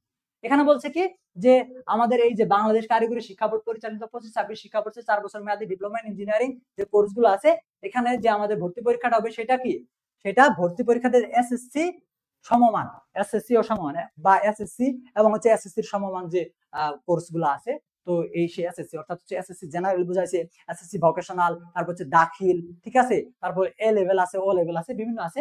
তো এটা হচ্ছে আমাদের কি এসএসসি এবং সমমান লেভেলে পরীক্ষার জিপিএ যে তোমরা পাবা, সেই পরীক্ষার জিপিএ এবং ভর্তি পরীক্ষার প্রাপ্ত নম্বর। এখানে একটা এই লাইনটা তোমরা অনেকেই বুঝো না, এখানে একটা কথা আছে, তোমরা খেয়াল করছো কিনা জানি না। দেখো কি বলছে, জিপিএ, এই যে এখানে দেখো আমাদের কি আছে, কয়টা বিষয় আছে, ভর্তি পরীক্ষার জিপিএ, ভর্তি পরীক্ষার প্রাপ্ত নম্বর, আবেদন ফরমে প্রদত্ত পছন্দ ক্রম এবং কোটা অনুসরণে প্রযোজ্য ক্ষেত্রে, অর্থাৎ তোমার কোটা যদি প্রযোজ্য হয়, ওই যে প্রযোজ্য ক্ষেত্রে কেন, কারণ আমার কাছে কোটা আছে বাট আমার শক্তি নাই, সামর্থ্য না, আমি কোটা তুলতে পারতেছি না, আম পারতে পারতেছি না, এটা হচ্ছে প্রযোজ্য ক্ষেত্রে। তো এই প্রথম পর্বে হচ্ছে টেকনোলজি কিংবা প্রতিষ্ঠান নির্বাচন করা হবে। তাহলে এখানে কি কি দাঁড়াইলো, যদিও আমাদের মার্কস হচ্ছে 100 এবং 100-র মধ্যে জিপিএ তে হচ্ছে আমাদের 30, এই যে 30 এবং 70 হচ্ছে আমাদের এমসিকিউ গুলাতে, অর্থাৎ এই যে বিষয়গুলো থাকবে, এই বিষয়গুলো আমি সিলেবাসের কথা বলতেছি। তো এখানে আমাদের এখানে গেল এটা হচ্ছে আমাদের মার্ক, এই মার্কটা তো থাকবে, এই মার্কের উপর ভিত্তি করে তোমাকে কিভাবে টেকনোলজি এবং প্রতিষ্ঠান বাছাই করা হবে, তোমার যে পছন্দ ক্রম, আবেদন ফর্মের পছন্দ ক্রম, এই যে তুমি মার্কস পাইছো, ঠিক আছে, মার্কস পাওয়ার পর অর্থাৎ তোমাকে এখানে 2টা সিস্টেমে আবেদন করতে হবে। তোমরা ভর্তি পরীক্ষা সম্পর্কে আগে থেকে যারা জানো, তোমাদের সিনিয়র ভাইরা যদি, বড় ভাই যদি ফ্যামিলি থেকেও থাকে বা আশেপাশে বড় ভাই যদি থাকে, অর্থাৎ যারা এইচএসসির পর বিভিন্ন বিশ্ববিদ্যালয়, ঢাকা বিশ্ববিদ্যালয়, বিভিন্ন বিশ্ববিদ্যালয়ে যখন ভর্তি পরীক্ষার প্রিপারেশন নিছে বা ভর্তি পরীক্ষা দিছে, তখন কি করছে, তারা হচ্ছে ভর্তি পরীক্ষার জন্য একটা নির্দিষ্ট ডেট পাইছে, সেই ডেটের মধ্যে কি করছে, ভর্তি পরীক্ষার জন্য আবেদন করছে, সেই ভর্তি পরীক্ষার যে আবেদন করবে, কে কে করতে পারবে তার কিন্তু একটা নির্দিষ্ট যোগ্যতা থাকে, তোমাদেরও আছে, আমি বলে দিছি অবশ্যই। তো এই ভর্তি পরীক্ষা আবেদনের একটা নির্দিষ্ট সময়সীমা থাকবে, সেই সময়সীমার মধ্যে হচ্ছে তোমার আবেদনটা কমপ্লিট করতে হবে। তারপর নির্দিষ্ট একটা ডেটে তোমার ভর্তি পরীক্ষাটা হবে। কি, প্রথমত আবেদন করলা, আবেদন শেষ হয়ে গেল, একটা নির্দিষ্ট ডেটে তোমার কি ভর্তি পরীক্ষাটা হলো। এখন অনেকের প্রশ্ন আছে, স্যার এই যে ভর্তি পরীক্ষাটা হবে, এই ভর্তি পরীক্ষাটা কি প্রত্যেকটা ইনস্টিটিউটের জন্য আলাদা আলাদা হবে কিনা, আমি ঢাকা পলিটেকনিকে পড়তে চাই, আমাকে কি ঢাকা পলিটেকনিকে গিয়ে পরীক্ষা দিতে হবে, আমি ময়মনসিংহে পড়তে চাই, আমাকে কি ময়মনসিংহে গিয়ে পরীক্ষা দিতে হবে, আমি থাকি হচ্ছে কি জামালপুর, আমাকে কি কক্সবাজারে যদি পড়তে চাই সেক্ষেত্রে কক্সবাজার যেয়ে পরীক্ষা দিতে হবে, এরকম প্রশ্ন কিন্তু তোমাদের থাকে, ঠিক আছে। তো এই প্রশ্ন থাকার কোনো এই প্রশ্নের যে উত্তরটা আমি তোমাদেরকে সহজ ভাবে বলে দিই। তোমরা হচ্ছে এই যে আমাদের সারা বাংলাদেশে হচ্ছে কি আমাদের 49টা হচ্ছে সরকারি পলিটেকনিক ইনস্টিটিউট আছে, 49টা, এবং 3টার প্রকল্প চালু আছে, তো এটা আমাদের যুক্ত হয়ে যাবে এর সাথে, তো ওই হিসাব ধরছেন আমরা ধরে নিচ্ছি 49টা। এই 49টা সরকারি পলিটেকনিকের জন্য আমাদের সমষ্টিগত ভাবে গুচ্ছ আকারে পলিটেকনিক সহ আমাদের যে কি যে কোর্স গুলো আছে, যেমন হচ্ছে কি এগ্রিকালচার, তারপর হচ্ছে কি ফিশারিজ, তারপর হচ্ছে আমাদের যে আরো অন্যান্য যে কোর্স গুলো আছে, সেই কোর্স গুলাকে মিলায়ে গুচ্ছভাবে আমাদের এই পরীক্ষাটা হবে, অর্থাৎ একটাই পরীক্ষা হবে। এই পরীক্ষার কেন্দ্র কোথায় হবে? এই পরীক্ষার কেন্দ্র হবে জেলা ভিত্তিক, অর্থাৎ জেলা ভিত্তিক হওয়ার সম্ভব, অর্থাৎ জেলা ভিত্তিকই হবে। তো এই যে জেলা ভিত্তিক কিংবা বিভাগ ভিত্তিকও হতে পারে, এটা আসলে আমাদের, যদিও আমাদের কি বোর্ড থেকে এরকম কোনো একদম পরিষ্কার নোটিশ দেয় নাই, তবে আমরা ধারণা করছি জেলা ভিত্তিকই হবে, কারণ এতগুলো শিক্ষার্থীর জন্য একটা নির্দিষ্ট বিভাগ নির্বাচন করা কিন্তু আসলে পসিবল না। আমাদের কি হবে? জেলা ভিত্তিকই হবে।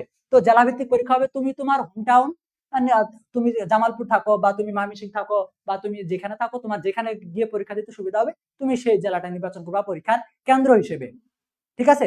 আচ্ছা, এই বিষয়টা তোমরা বুঝলা।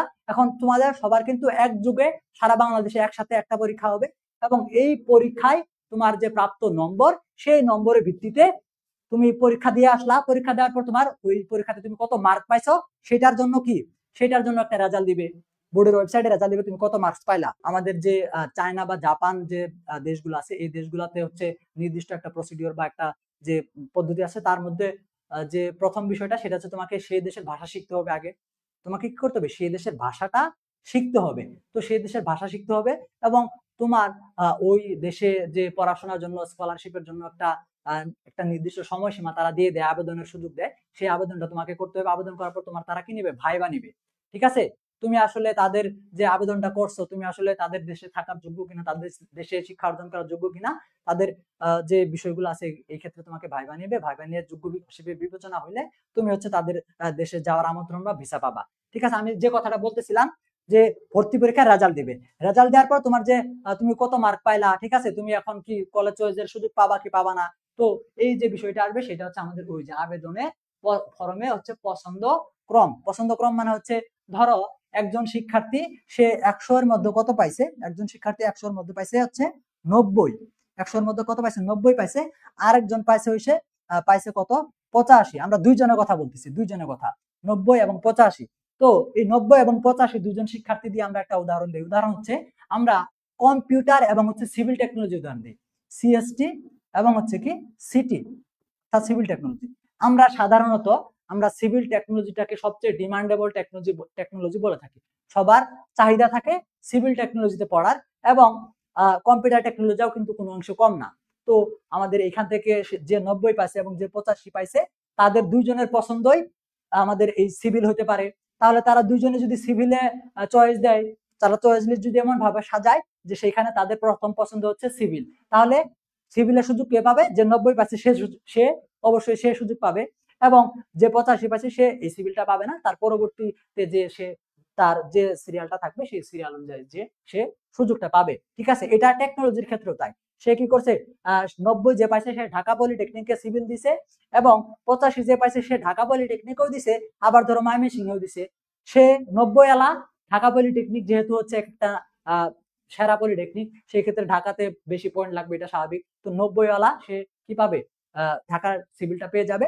আর 85 যে পাইছে সে হয়তো ঢাকা পাবে না, বাট সে কি পেতে পারে? সে ময়মনসিংহটা পেতে পারে। এরকম ভাবে আমি উদাহরণ দিলাম আর কি।